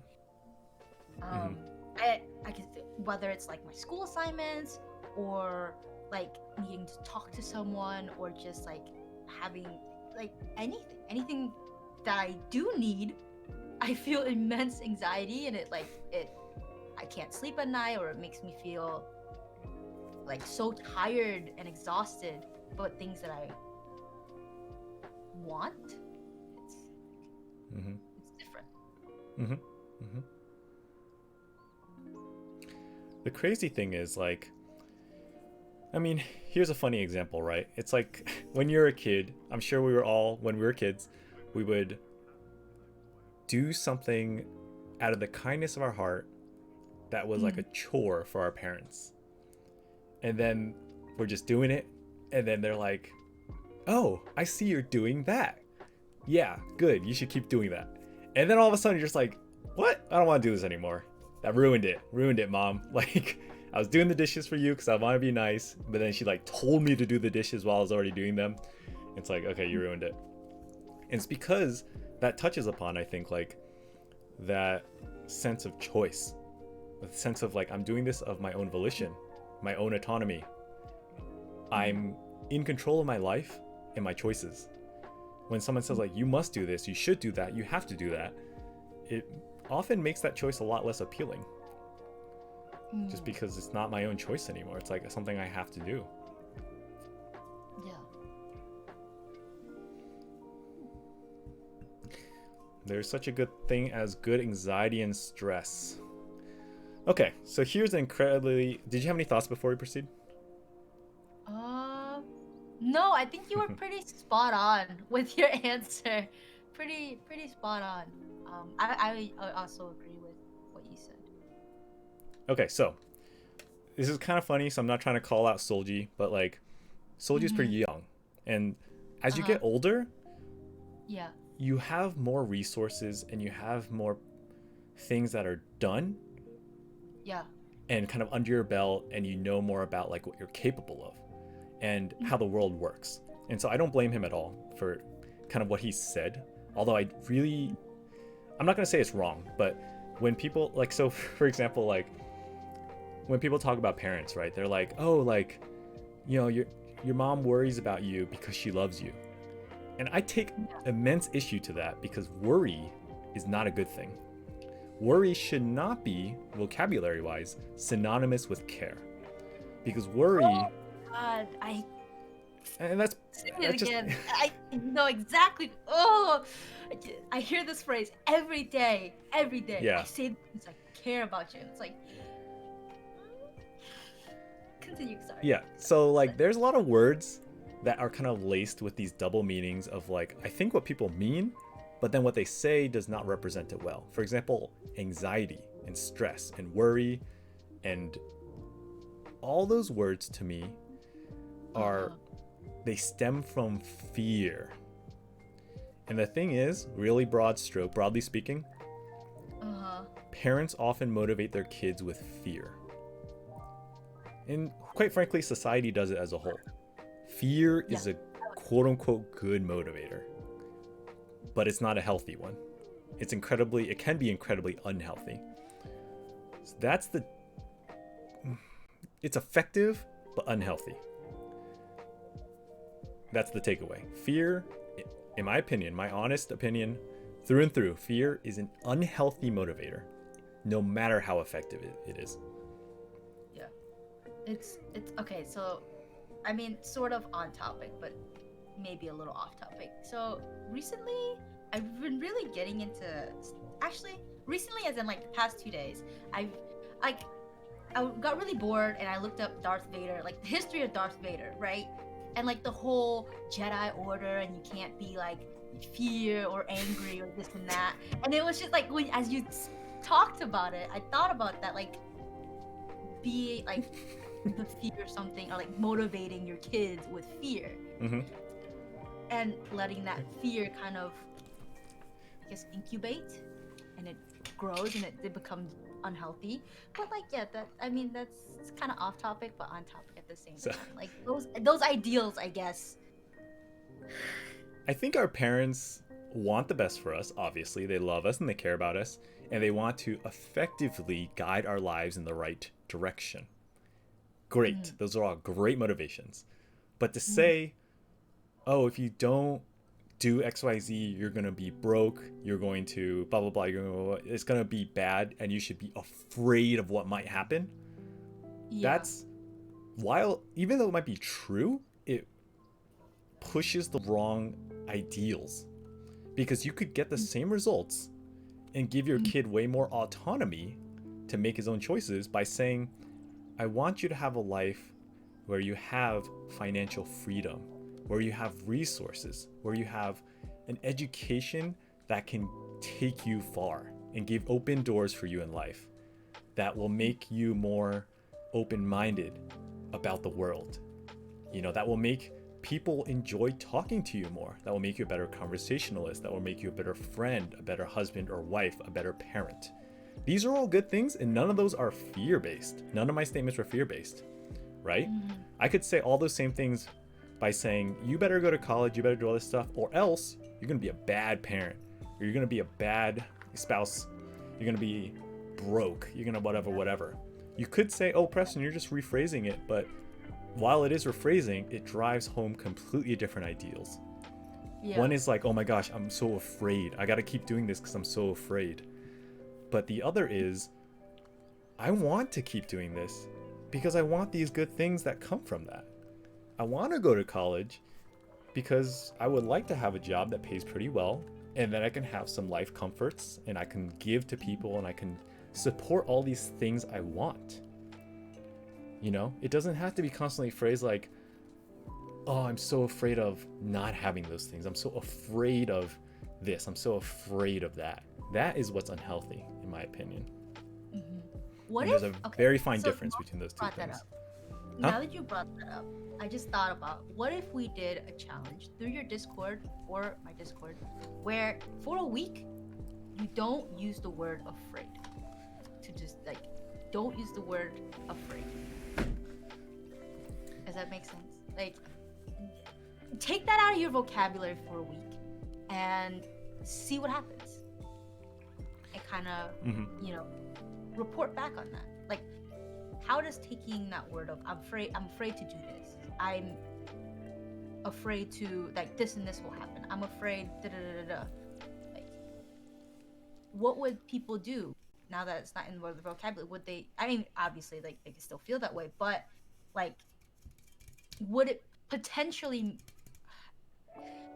quote unquote, motivate you to do these, or like whatever you are afraid of?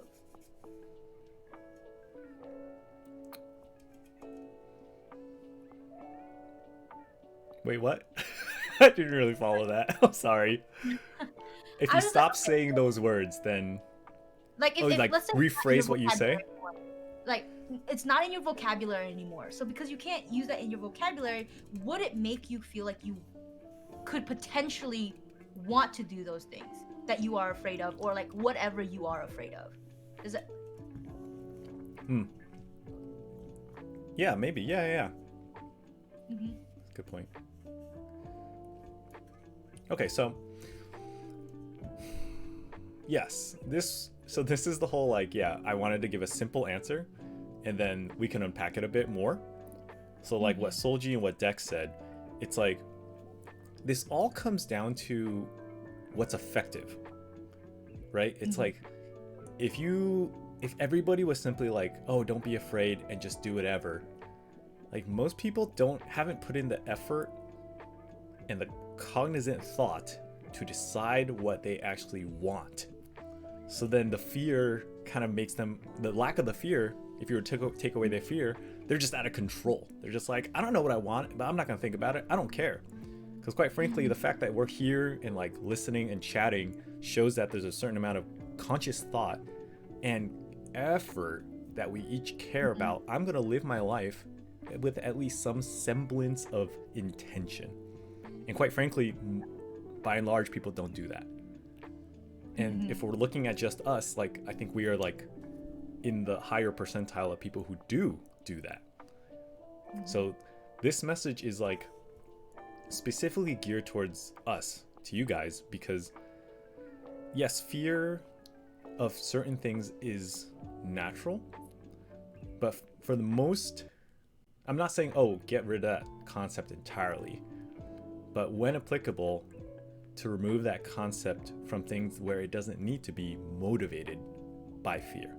And in fact, it's also a good thought exercise, like Deck was saying, like, oh, if your only reason is that you're motivated by fear, well, first of all, how are you going to know unless you said, I don't want to be afraid of this. Let me look at why I actually want to do this for any reason that's not fear. And it might actually be pretty revealing of the things that you're doing only because you're afraid. And afraid isn't necessarily either just like a vague cloud of fear that's on your mind. It could be like most often like fear of what somebody else thinks of me. It could be fear of shame. It could be fear of pain. It could be fear of discomfort. It could be fear of rejection. These are all pretty synonymous with one another, but it's usually fear of something. It's fear of not feeling good enough, either to others or to myself. You know, these fears, if we find them in ourselves, it's important to call them out and recognize them as unhealthy motivators. Fear isn't always our only motivator in life. And often you might have something that is motivated by fear and also something else. But it's possible to extract and eliminate that fear component and then just be left with whatever else was motivating you. So what Sochi's saying, I believe everybody has motivations for things in life, but often we're told, don't be that because it's not safe. Don't be that because it's dumb. Don't be that because it's not prestigious enough. And the thing is, like, you should be able to make your own choice about what you want to do in life. Like Sochi, if I were, like, I would encourage you, I'm not your parent, but I would encourage you, like, the world is whatever, your life is whatever you want to do with it. Why do you have to go a safe route? You know, if you're like, I'm going to go and I just feel so inspired to go climb Mount Everest, and I might die doing so, but like, I genuinely want that. You know, if I died, I'd be happy. Then who am I to say, like, no, don't do that? You know what I mean?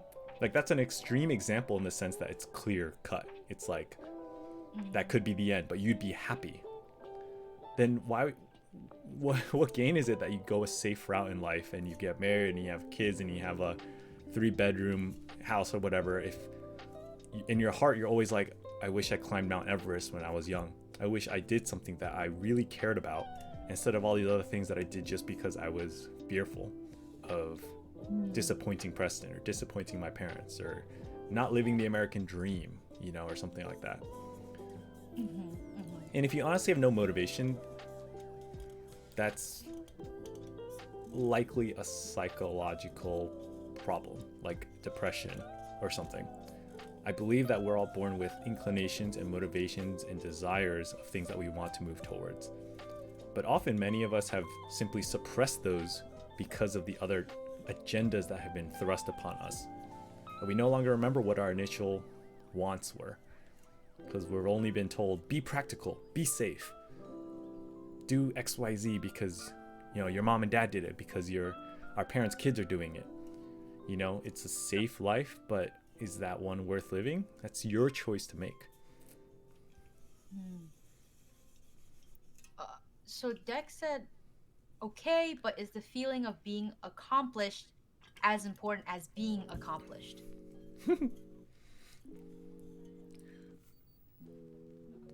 Could you explain that? We're getting really Um, philosophical here. But I would say, yes, I would say arguably it's more important than quote unquote being accomplished. Just a simple example, right? mhm. I Oh, could. okay, I get what you're saying now. Okay, I get what Uh, you're saying. I was like, wait a second. Keeptologist, thanks for that raid. Um, welcome to Life Talk with Choobs and Basic. What is successful to one person might not be successful to another. If we can't define success in some objective way, then Mm-hmm. we don't have any ground to stand upon to be like, you are actually accomplished and he is not, even though he feels accomplished. That's my short answer.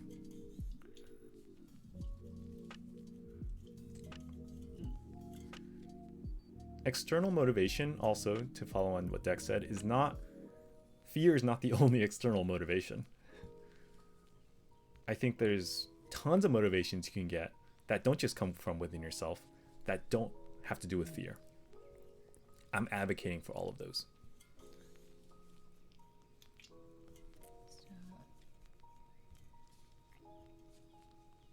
mm,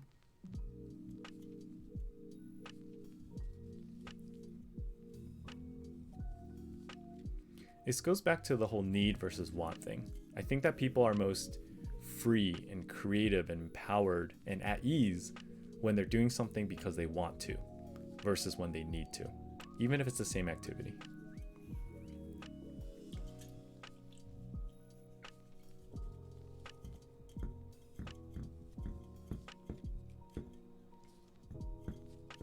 that's true. I feel that, yeah, I would say that's true. Like, working at my parents' salon and doing nails and stuff. Like, I do it because I need to, or I have to, not because I want to. Um, but I will say, I think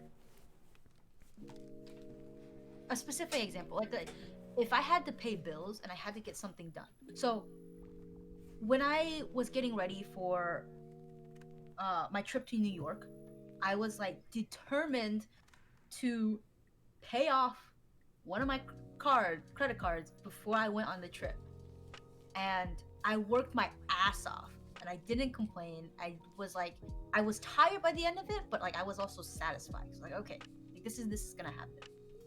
So this is more like an example, I guess, of like, or sort of kind of goes into what I want to ask, but I don't know how to put into words. Like something motivating me, and then instead of becoming a need to, it becomes a want to, Mm-hmm. and then it doesn't feel terrible. It doesn't feel like a chore. Mm-hmm.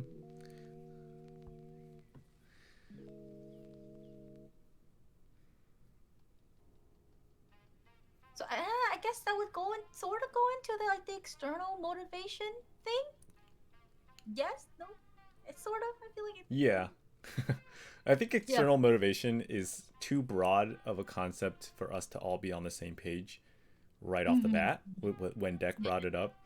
I think Yeah. external motivation can be, I think what he's referring to, if I'm not mistaken, is like simply living in the world and being aware of what's around us. And then people and things and circumstances that happen, they lead us in certain directions. They give us certain inclinations. But what I mean by fear motivating or external motivation in my mind is very simply like someone holding a gun to my head and saying, you need to do this. Or maybe it's not a gun, maybe it's like a shame gun. They're like, if you don't do this, I'm gonna look down on you extremely disdainfully and like judge you and Yeah. harass you and see you as lesser. I'm gonna make it known to you. Mm. So that to me is like a bad external motivator. That to me, there's no genuineness of if you were to act on that motivation. Mm. And I suppose to me, that's all I mean by external motivation that's bad. There's everything Mm. else in life is like fine. I'm not saying like I'm not advocating for like sit in a soundproof room for a week. Uh-huh. Don't talk to nobody. Don't watch TV. Nothing, and figure out what you want to do in life. I would say Um. that's not healthy, and you'd also it's impossible. Like you need to be Okay. talking about it with external people. You need to have Mm. external sources of inspiration. You need to have these things. It's very natural, and constantly those are things that keep us tuned and keep us inspired throughout our journey of life, whatever it is that we're doing. I just don't like, Yeah. I don't support that fear component of, because that often lends itself into I need to do something. Good night, friendship. And I think that I know I keep bringing it up, but it kind of goes back to that thing, like the whole friendship thing that I asked in the beginning. It's like I reached out to people externally, is so that I can kind of it helped me gather my thoughts and find a healthy way to approach a situation. Because I think on top of that, the other thing about me and how you talked about like rather smooth something over than to really address it head on. um a lot of it has to do with like sometimes my relationship with my parents as well, where I just say something to please them and smooth it over rather than dealing with it on top of that. Mm-hmm.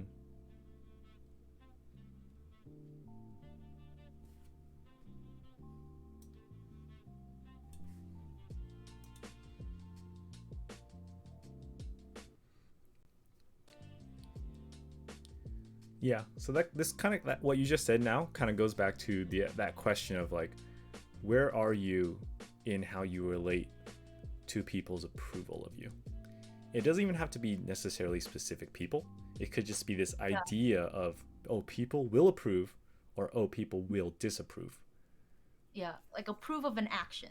And so that's why like you'll lean towards doing that action rather than something else because of some expected or assumption of how the consequences might be.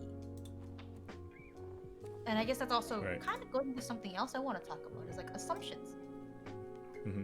Is it good to have assumptions? You know, um, or like how like an example that first comes into my head is when we talk about an assumption about a person, um, based on whether their appearance or an assumption of an outcome or an assumption of people's thoughts because of a repeated pattern that you might have seen in your personal life. Yeah, if it's based in like empirical data, or let's just call it patterns, Mm-hmm. then yeah, you should expect that. I think assumption is kind of this word that comes with the connotation of like, oh, don't assume or something like that. It's not assuming though if something has happened over time in a pattern already, and then you just simply say, yeah, that'll probably happen again, right? Is that what you're Mm-hmm. asking about? Yes and no, but I'm trying to figure out a way to like word it so that it makes sense or the point I want to talk about comes across. Um,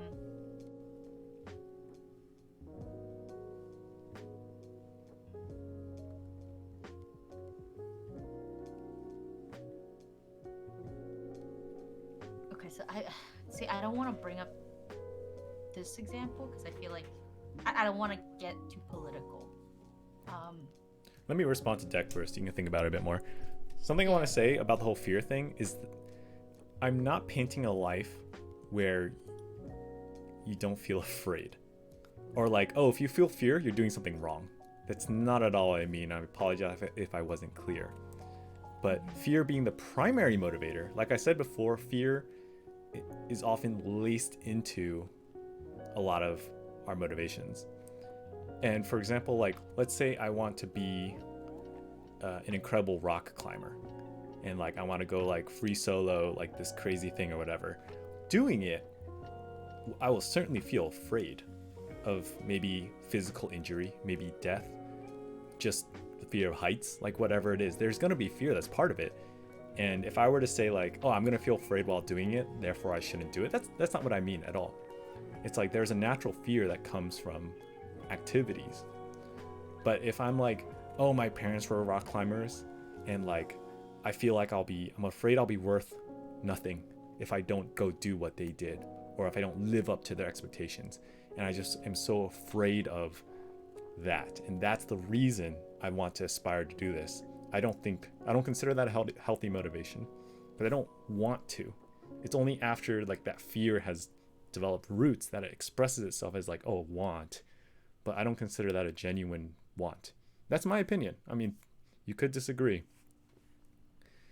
but it's just like, it's, in a sense, I would describe it as manipulative. If I'm like manipulating somebody to want something, is that truly what they want? I don't think so. I'd rather give them a choice, not a blank slate of, soundproof room, but like, hey, here are a bunch of things that I think you'd be awesome at. Here are a bunch of things that I think you would enjoy. Here's a bunch of things you could do. Let's kind of figure it out together instead of obligating them with something. And the thing is, like, oftentimes, so what's funny about fear, right? It's like Solji's talking about, like, yeah, you can live a safe life, you can go the safe route, and you might feel really comfortable, but that might actually be a pretty subpar life compared to what I, as your friend, might actually encourage you towards. And I think like people who are close friends with me, they can they can attest to this when they say they feel more scared more often than before I started to try and encourage them in life, because I actually encourage them towards things that are a little risky, things that are more in line with their passions, things that involve putting themselves out there. And those come with risk, but I'm not motivating them with fear. It's just a byproduct. For example, Lozzie recently did her first commission where she drew and illustrated something for somebody and got paid for it. But like, if you've ever been an artist, that's incredibly scary to do. And she was putting it off for a long time, right? Because she's like, what if it's not good enough? What if they don't like it? What if like, I spend this amount of time working on it and I say I'll do it, but then they don't like it and I'm a disappointment? What if I'm just not good enough? What if it sucks? And it's like all these what ifs, all these like very scary things, right? But when I said like, it's not about if it's good enough, it's about like just draw and express, and the person commissioning you is your friend. Like, this is a good opportunity to see how it feels to just do something, to push yourself out of your comfort zone because it's something you want to do. I didn't bring it up with her like, hey, you should do this.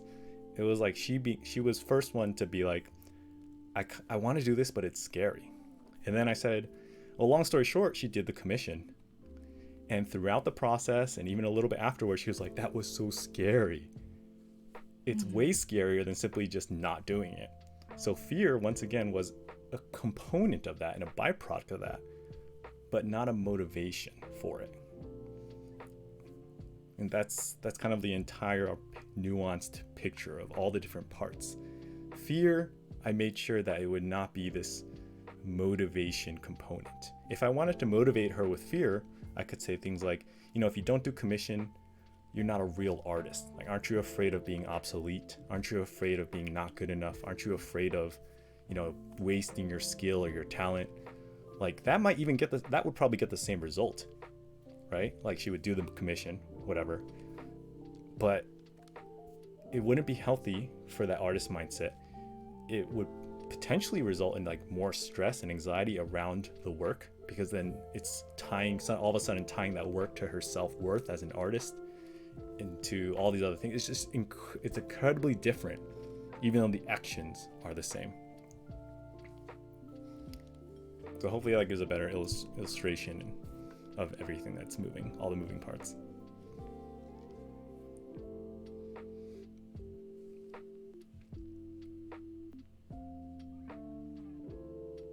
I completely lost my train of thought. Yeah, sorry to interrupt you when you were about to ask a question. No, you're good. You're good.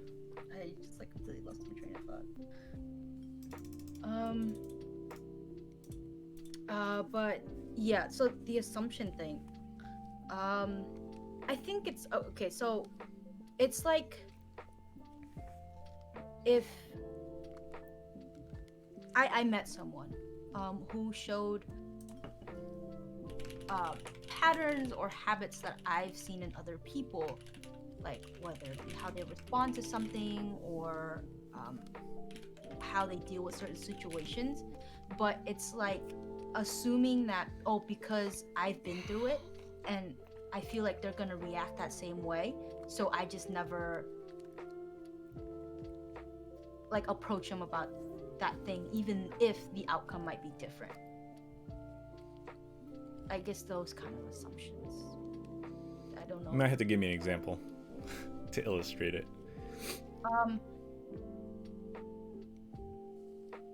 It's okay. It's like if you have family members who, like, sometimes you feel like they're just not listening, right? Or that like if you say something to them, they might like get really defensive or like start explaining why they do something, and you meet someone else who shows like some habits of that, but because like you assume that like, okay, so you've been through it and you've seen like some patterns of it in this new person that you met, and you have a problem with them, you just end up not even telling them because you assume like the what happened will be like the same as like, oh, your family members, so you just don't address it at all.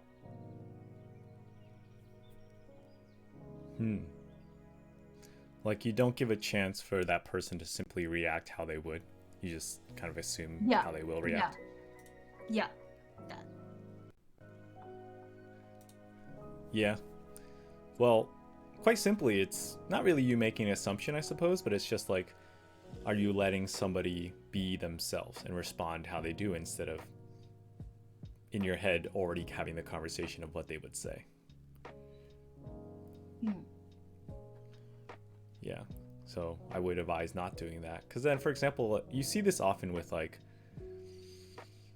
you see this all the time.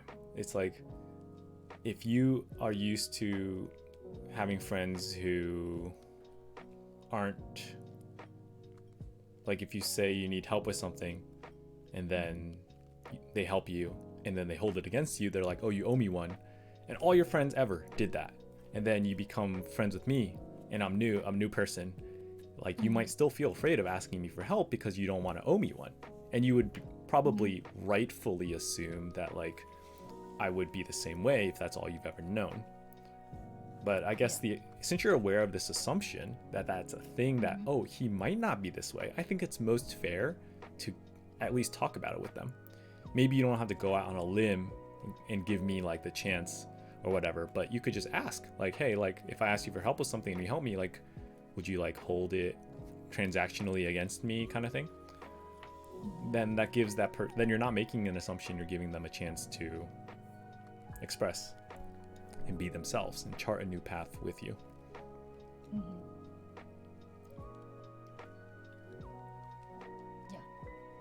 Yeah. Does that answer your question? Was that getting at it? At what you were asking about? Yeah. I got it. Okay, good. Did it come up in some specific instance? Not really. I think it's just like something like over like the last few months that something I've thought about here and there. It's like those like some assumptions like that. Nothing like particular.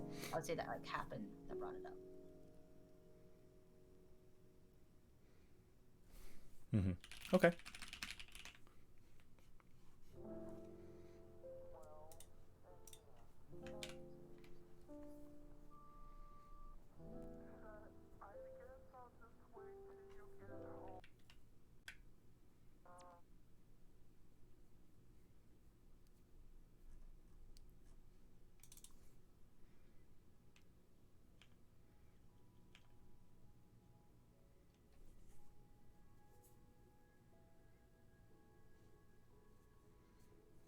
I would say some of the topics are a little heavy hitting today, Hmm.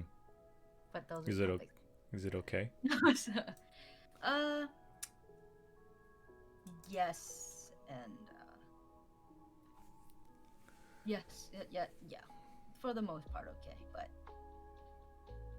I think I'll tell you after stream. Okay. Yeah. Yeah. So for you and for everyone that's here, my hope with this kind of stream content and hosting this kind of space is primarily about equipping people with tools to better live their lives, period. It's not really here to tell you what to do. It's not to pressure you or obligate you in any which way. It's not to even like low key, like, oh, judge you if I tell you something and you don't do it or something. Like, not at all. It's really just to give. And then you take whatever you get. And I know that with new concepts, it's like you'll hear all of this and like at best, hopefully on a good day, take away from it like 5%. You know, that's how learning goes for the most part, especially these life philosophies and stuff like that. Even ones that really make sense the moment you hear it, like it's incredibly difficult to really internalize it, to remember it, to live it out. It's like to remember, to internalize, and then to act on it. Those are the three basic steps of implementing something into your life. And I really don't expect even like the most astute student who's trying really hard to get more than like 10%. And then even that's in a timeline of like, I'm trying to implement this and it's going to take me half a year, a whole year, or even longer, depending on how deep rooted that thing is. Because then there's unlearning, there's relearning, there's actually practicing, there's trusting. It takes time, and it's not a quick fix solution. It's not an overnight thing, and there's no pressure at all with it.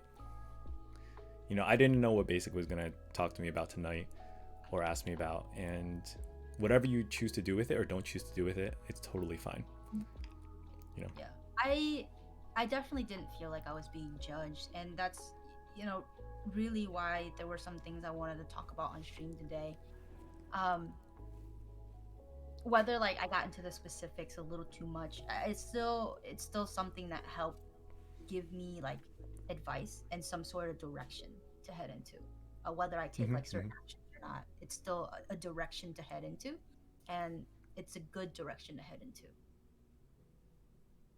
I'm glad you think so. The way I see life and relationships is that we're all going through life. We're all learning things our own way. We have all tried different things and learned different things and gotten different results, different interests, hobbies, skills.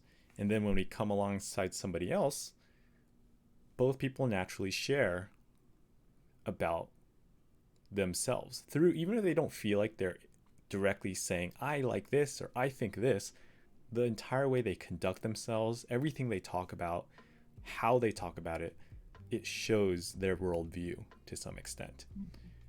And basically, we should feel completely free to pick and choose and like and dislike whatever else we hear from anybody else. There should never be any obligation to adopt anything or to change my life just because somebody told me it was right or something. There is no, there's no obligation there. It always began and should end as simply here's information, and here's what I've learned, and here's what I've experienced. Try it out to whatever degree you would like. and I'm here to, personally speaking, like I'm here to help you with it as much as you would like moving ahead into the future as well. If you have questions and whatnot, then we'll talk about it whenever it comes up, kind of thing. Yeah. It's very organic, back and forth. Hmm. I think that's the other good thing. It's like taking information and not taking them as fact, but take it and see how it can help you moving forward. Yeah.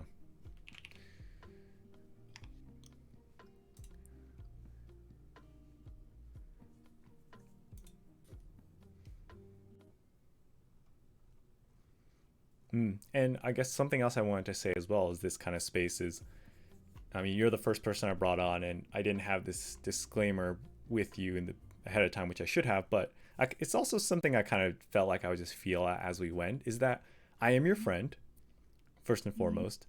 Um, and I was going to kind of, as we talked, I would sort of feel out how much you were open to hearing things that particularly were like disagreements. Because in today's day and age, it's very hard to disagree with somebody without them feeling attacked or them feeling like you don't care about them.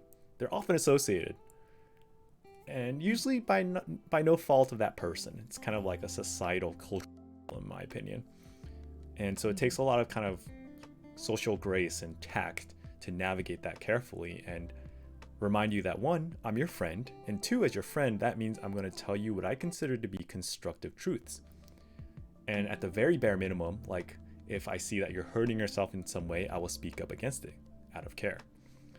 And if I see something that could help you in your life and I think you're open to hearing it, I will also share that, because that's what I would do as a friend who cares. And how far to push the envelope of like if it makes you uncomfortable, but like it would be good for you. That's where the tact and kind of social understanding comes in. But Mm-hmm. yeah, I think that's kind of the space I want to host, which is not simply I will affirm everything that any person says when they come on here, but rather I will hear them, try and understand where they're coming from, and then give my honest opinion about that for Yeah. the betterment of who they are.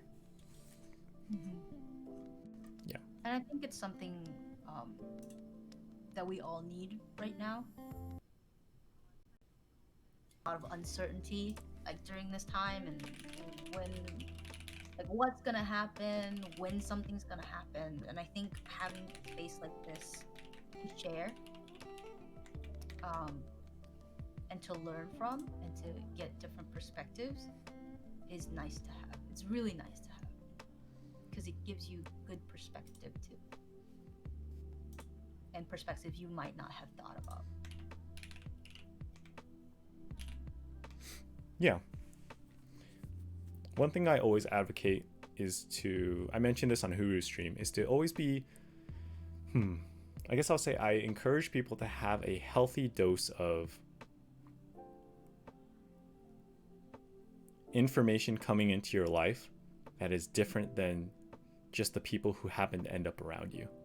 So it's kind of a differently worded way of saying people who disagree or think differently, Mm-hmm. either through books or very intentional media or YouTube channels, or people who will constantly kind of encourage you to think through the why and the how of life. Mm-hmm. Yeah.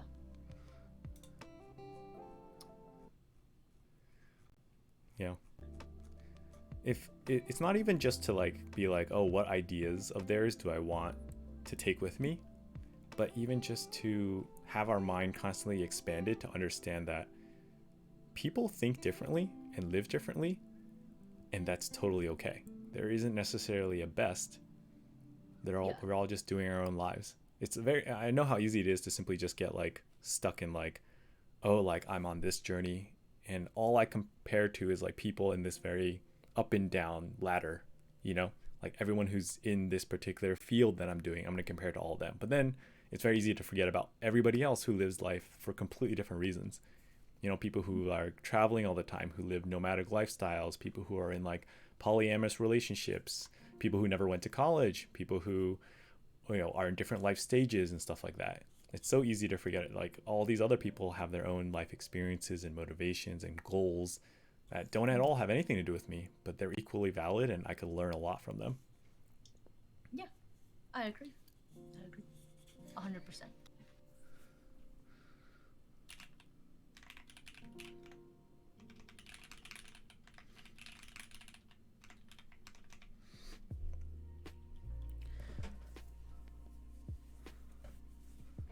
Dex says one thing I know is that sometimes letting people come to an understanding on their own is better. Oh yeah, I always think so.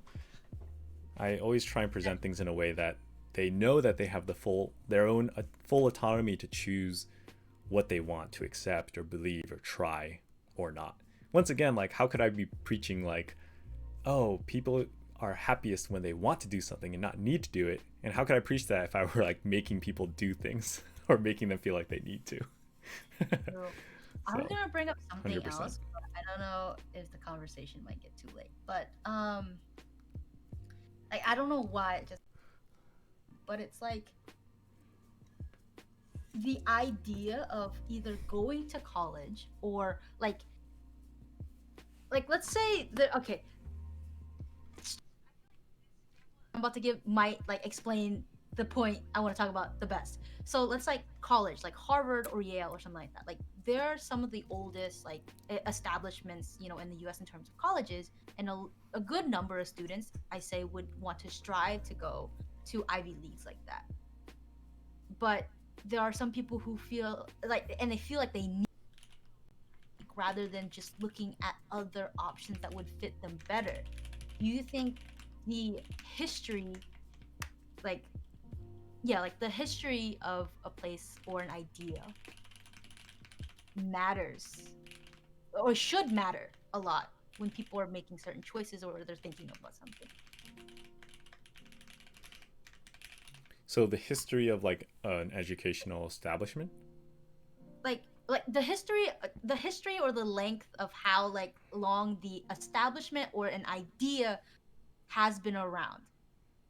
Like how should we put so much Oh, of that into a decision we make or when we think about something, you know, or our oh, perception of something. you're just talking about like how long an idea has been around, Yeah, right? like yeah, Okay. the length and the history. Yeah. So, for example, like philosophical principles that date back to like Descartes and like all these great thinkers who were the first ones to kind of pioneer these ways of thinking or get it down Mm-hmm. into writing at least. Mm-hmm. Yeah. Uh, well, I will say ultimately, well, if we, from the most removed point of view, if we believe that there is sort of an absolute value, then we ought to consider all sources possible to make sure we don't miss anything. Mm-hmm. And if there is such a thing as that absolute value, then we ought to look at also what has stood the test of time. For example, all these really old philosophers who have like these stone busts cut like made of them and they're like in these Roman museums and whatever, like there's Mm-hmm. probably a reason that so many people liked what they had to say. And Mm-hmm. it doesn't mean, oh, you should read it and take it as fact, but it means, oh, I should read it and probably remember that this has lasted through many, many centuries for a reason.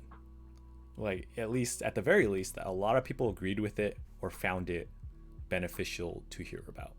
I think that counts for a lot. So, in an absolute sense, I couldn't tell you necessarily. Or I just wouldn't think in an absolute sense, like, oh, definitely, absolutely correct by any particular merit. But more likely, like, it's wise and beneficial because it's been around for so long, you know? Yeah. Yeah. And that yeah, that's just like something that just kind of popped into my head and I was like, well, you know, should we not? Um Right. Did you mean to ask about colleges? For some reason, everyone's talking about colleges, and I did hear something about college. I did not know. I did not mean to just talk about colleges, but Okay. that was the best example I could give that would like kind of explain what I wanted to talk about. But no, it wasn't strictly just about colleges. I mean, you could apply it to colleges. Okay. I see. It's more about like the length and the history of an idea and how long it's been around.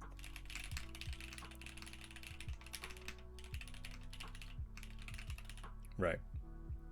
Yeah, because I do know a lot of college and educational. But I mean, yes, but wasn't exactly what I wanted to talk about.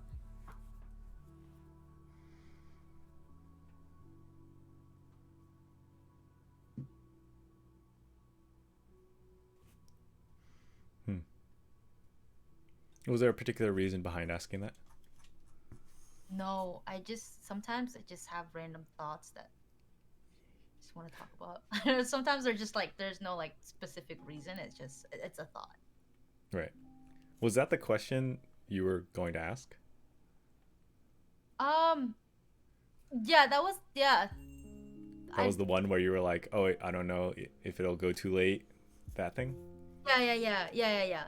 I didn't know if the discussion might go in too Oh, late, but yeah, that was what I wanted to discuss. But okay, that's fine. Hopefully, that was adequately illuminating and helpful. yeah, cause sometimes like I'll like look at it as like an idea or something. We say like, oh, that's so old fashioned, you know. Like Hmm. some people say old fashioned, some people it's like, oh, but that's like the correct way, even though like nothing, like not necessarily the correct way. Mm-hmm. I believe it because it's been around for a while, you know, that kind of Mm. Right. Right. Right. thing.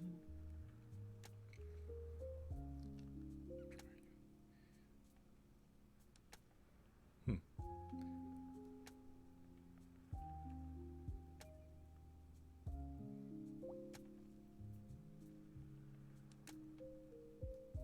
Wait, Choobs, have you tried dropping down your bit rate? I can't do it while I'm streaming. Like, what do you have it right now? 5,000. Yeah. 5,000? You can do it during stream. Really? I've done it. Yeah, I've done it before. I think last time I was getting a lot of drop frames, so I just dropped it. It's an output, right? Uh, I'm using Streamlabs OBS. oh, it should be an output. Yeah, it should be an Video output. bitrate streaming, and then it Yeah, has the encoder underneath and the audio bitrate and stuff. yes, that should be it. Yeah, the box is grayed out for me though. The one with the 5,000 in it. I know in OBS.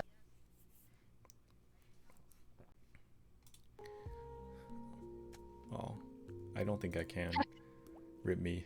You can port like if you so if you just get OBS Studios and you use like you can just port your layout over to Mm-hmm. yes. So I should just use OBS. That's what you're saying. Exactly what I'm I think it's because specifically I'm screen sharing a Discord call, which I've never done before. And Yeah. specifically my CPU is at 100%. It's just been at 100%. I've been looking at it. Oh, okay. And Okay. the That top might be two are like, Discord and OBS. So dropping the dropping the rate would help. Yeah. okay. Would that would that affect, because To be wouldn't honest, bitrate just be buffering for them? But like my computer is already lagging and struggling to output to OBS. So would it help even? I could it would try help. it. Okay. Yeah. Try. I think it would help. Um yeah, no, it would help.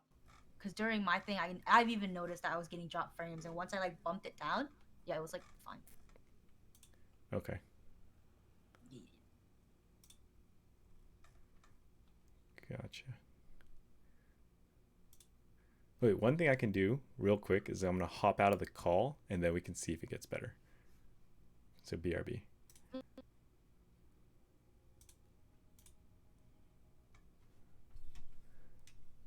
Wait, now you guys don't see anything, so hold on. Can't tell if it's lagging. So now I'm not at 100% CPU anymore. All the Discord CPU usage has dropped. Only OBS is still up.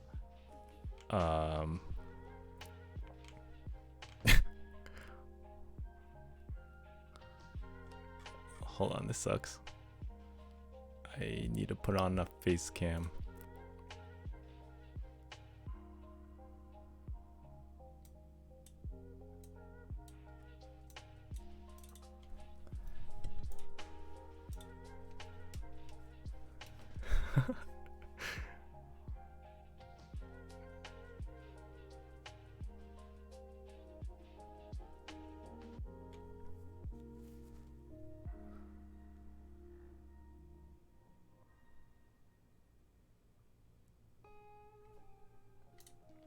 Okay.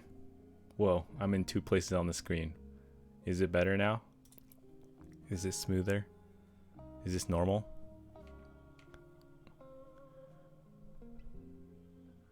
Huh. For some reason, I'm still at 100 CPU now. It just kicked up like the OBS CPU usage.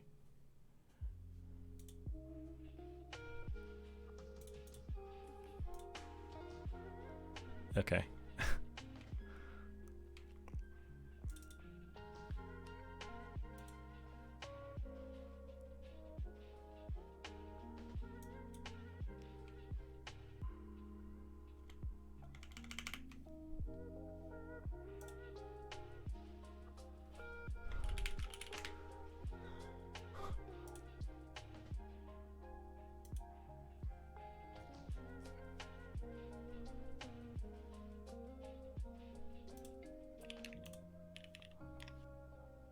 Oh, Hello.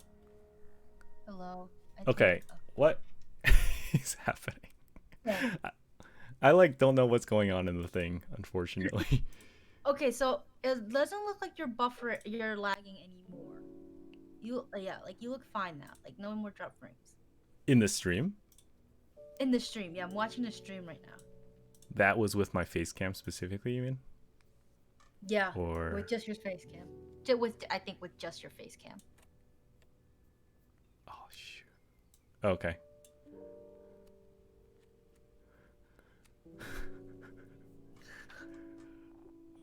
I ruined something. Take your time.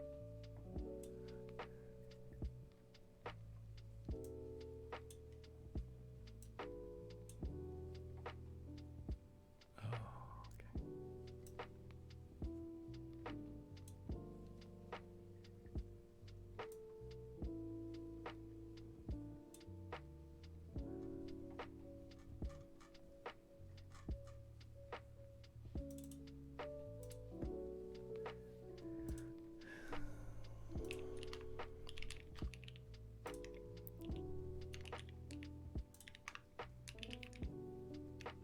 Oh, right. Okay.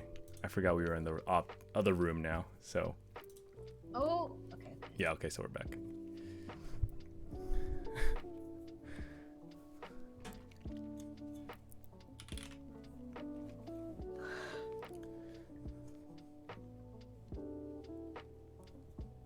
Wait, can chat even hear us? Yeah. Oh, Yeah. hello. Yeah. I think they were able to hear us during that time, but not able to see us. Yeah, keyboard ASMR. That's your keyboard. Yes. Okay, so anything else? I that's pretty much it. That's pretty much it for me. Yeah. What were your main takeaways? It's not a Main quiz, don't worry.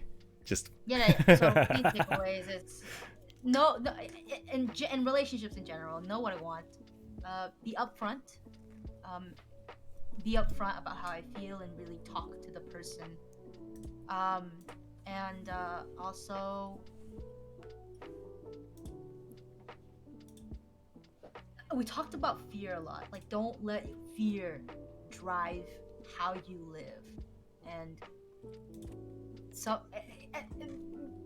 and the need and want thing, I feel like that's also really, really important because for me especially, right? Recognizing when I need to do something and when I want something and why I feel a certain way about those things and kind of just finding ways to maybe work around them or find a way to compromise with those things. Especially like things I need to get done, even if it does like make me feel anxiety ridden or something. Like just sometimes things that need to get done need to actually get done, and getting those things done. Mm-hmm. Yeah, but those are my main takeaway, and biggest one is relationships, whether it's friendships, personal relationships, or intimate relationships. Just be upfront, be honest, and find a middle ground and work on that. Good. I'm glad. if we can get just like, if you get just like one good takeaway, I'm happy with that. Usually it's like I throw a bunch of ideas and then like I said, I only expect like maybe one to hit home and be acted upon, and that Yeah. is more than enough for me. I'll be happy with that. Yeah. So those are the things. Yep. Cool. Yeah. Awesome. Well, I'm glad that we met through the keyboard hobby, and that, I don't know, all the circumstances that brought us to here. I credit a lot of this to Huru and just him inviting us Mm-hmm. on stream that one time. And I was just Mm-hmm. like, wow, this is like, yeah, I'm glad that I had sort of a crisis the night before, and then right. and how who brought us up. Yeah. That was good. Yeah, I'm glad because I know you spoke about wanting to do something like this before. Mm-hmm. So it's good to see that we're now here. And what you're doing is creating a really nice space for people to come on and really just talk and help guide them. Mm-hmm. Yeah. Yeah, for sure. Cool. Yeah, I appreciate you being open and sharing with us your stuff Yeah. that hit really close to home, like you said, or is kind of heavy. Yeah.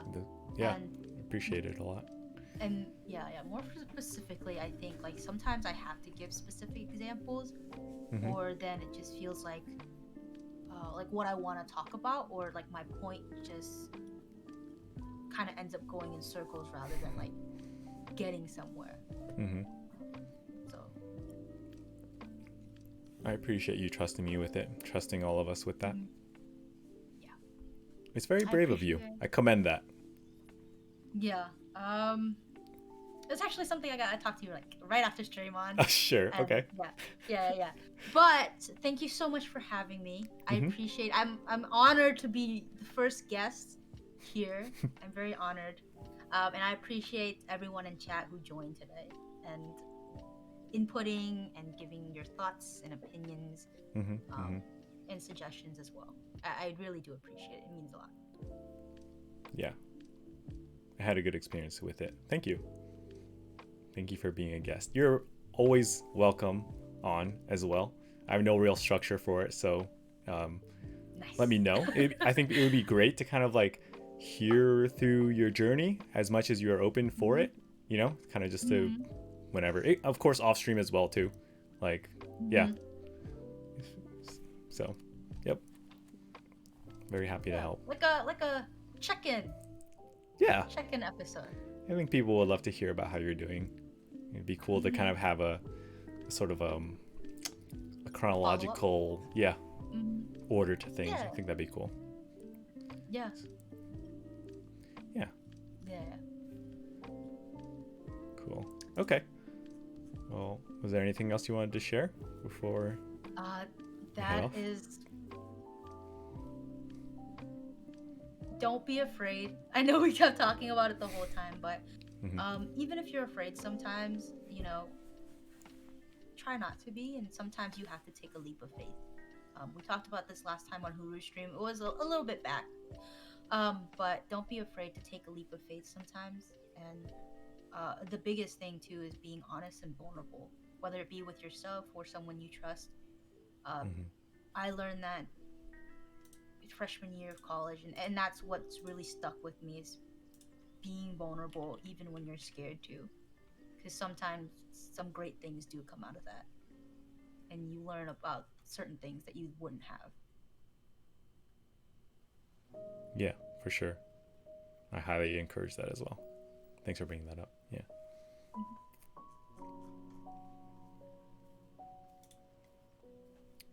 Okay. Well, thank you very much, Basic. I will hop off the call now and then wrap up stream, and then I will touch base with you very shortly after, if that's okay. Second episode. Sounds good. Sounds good. Bye, guys. Okay. Bye, Basic. Bye. We'll love to hear. Oh my gosh.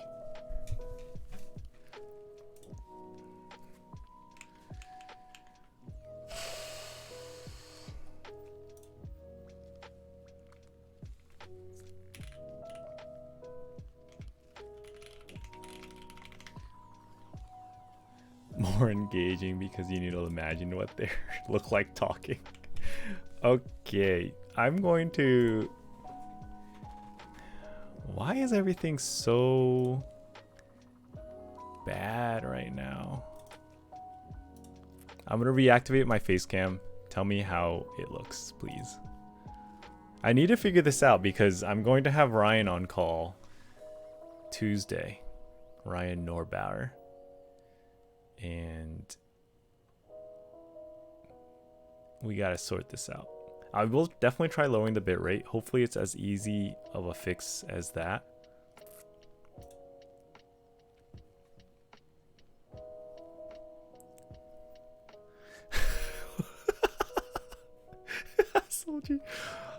All right, how is it now? Is it okay? Just tell me this before we raid somebody and end stream. Is it better? No, yes, no. I'm gonna just... It's not even Discord. OBS is at 57%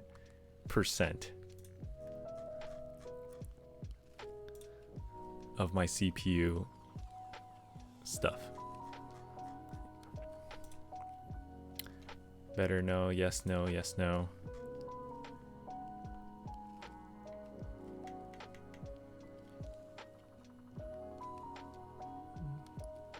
I assume because nobody has answered my question that frames are still really bad.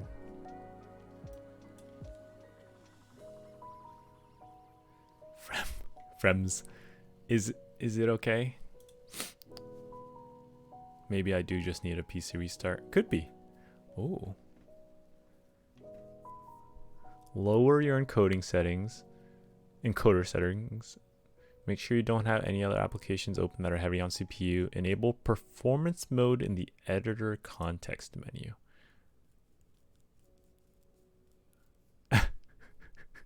Suj. Little do you know.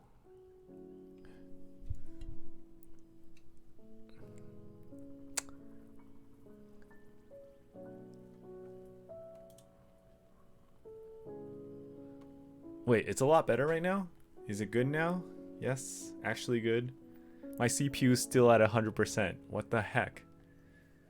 Ah, this is so annoying. Oh my gosh, OBS is hitting 65% CPU utilization. Better, but still not 100%. CPU's at 100%, that's for sure. I haven't changed anything. I haven't changed settings. I'm not streaming off of CPU. I have it set up for the whatchamacallit thing. HVENC. So I'm glad it's actually better, but oh wow, it's actually better. Oh wait, never mind.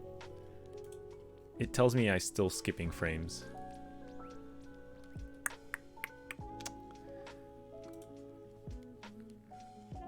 Where's the editor?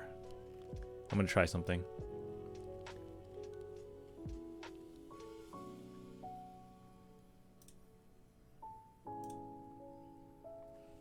It's good. Hi Raz.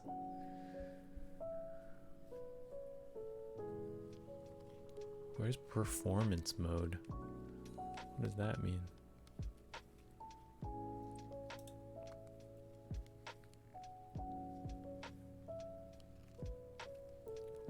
Is this okay now?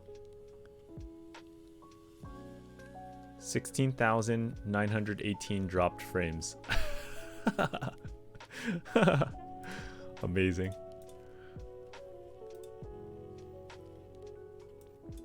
So when you say the audio is a little behind, does that mean like I'm saying 1, 2, 3, 4, 5, but then you hear the audio a little bit after you see the finger go up?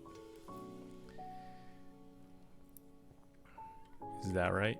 Is that what you mean? Because I was actually watching a stream earlier and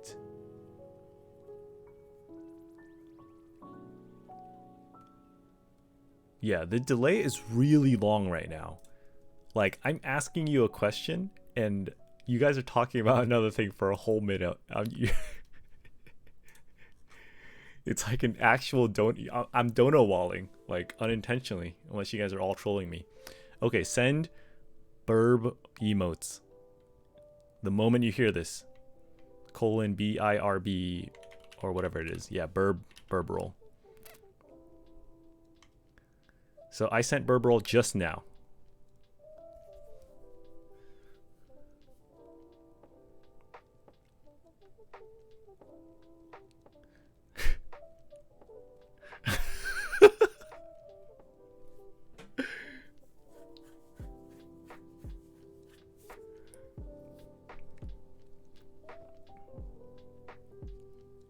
All right, where are those burb emotes?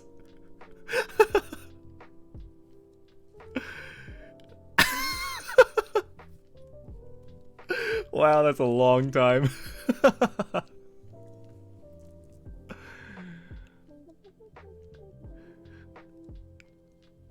Wow.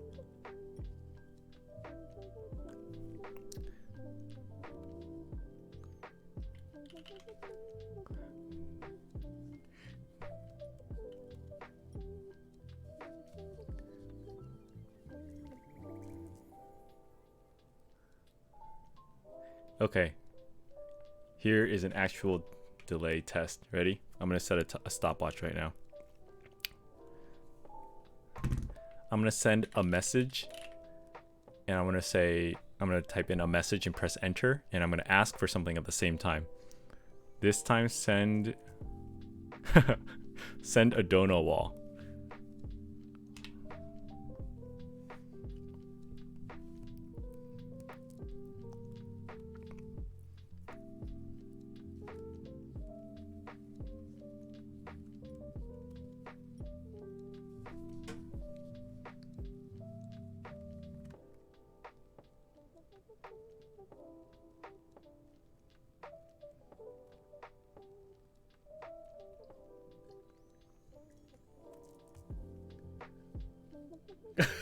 Oh my gosh.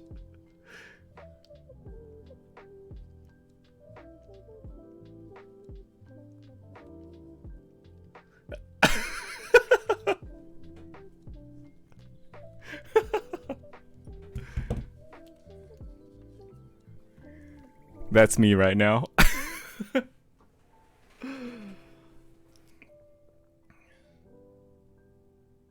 So I said I sent a message right when I asked for the dono wall. And it took 41 seconds for that to get to you guys. Okay, anyway, I want to figure out what's up with this. I think OBS is just doing something weird and taking forever and a half for some reason. My computer is actually chugging. It's never done this before. It's very weird. But it's a sign to end stream. Unfortunately, that was our first, like... It's not the Discord's fault, actually. It's just something with Streamlabs. So kind of an unfortunate first stream, but at least the audio was okay. Hopefully it didn't distract you too much from everything we were talking about.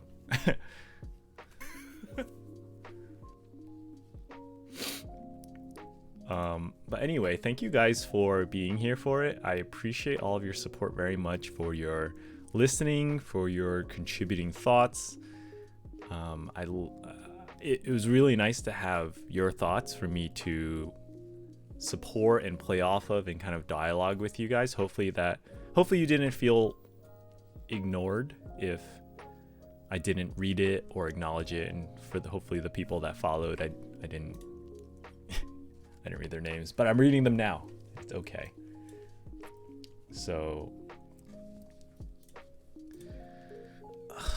anyway,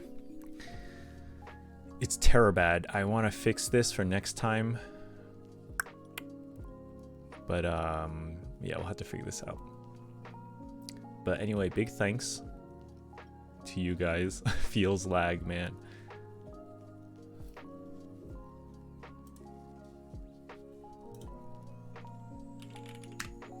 Let's raid.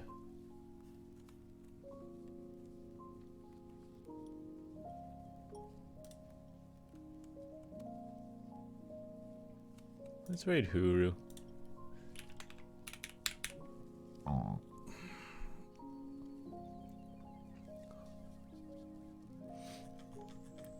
recorded.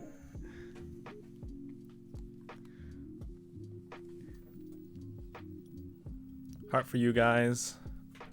Don't overthink your finger hearts. Just do them. Minecraft stream tomorrow night with T-Cards and Jacqueline. And maybe we'll do this on a weekly or bi-weekly basis. I think it might be fun. If any of you would like to talk about life stuff, hit me up.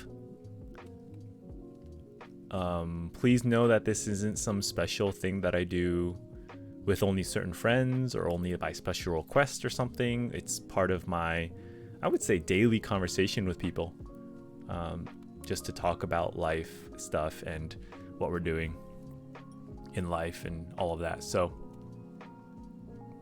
I like it. Anyway, raid message. I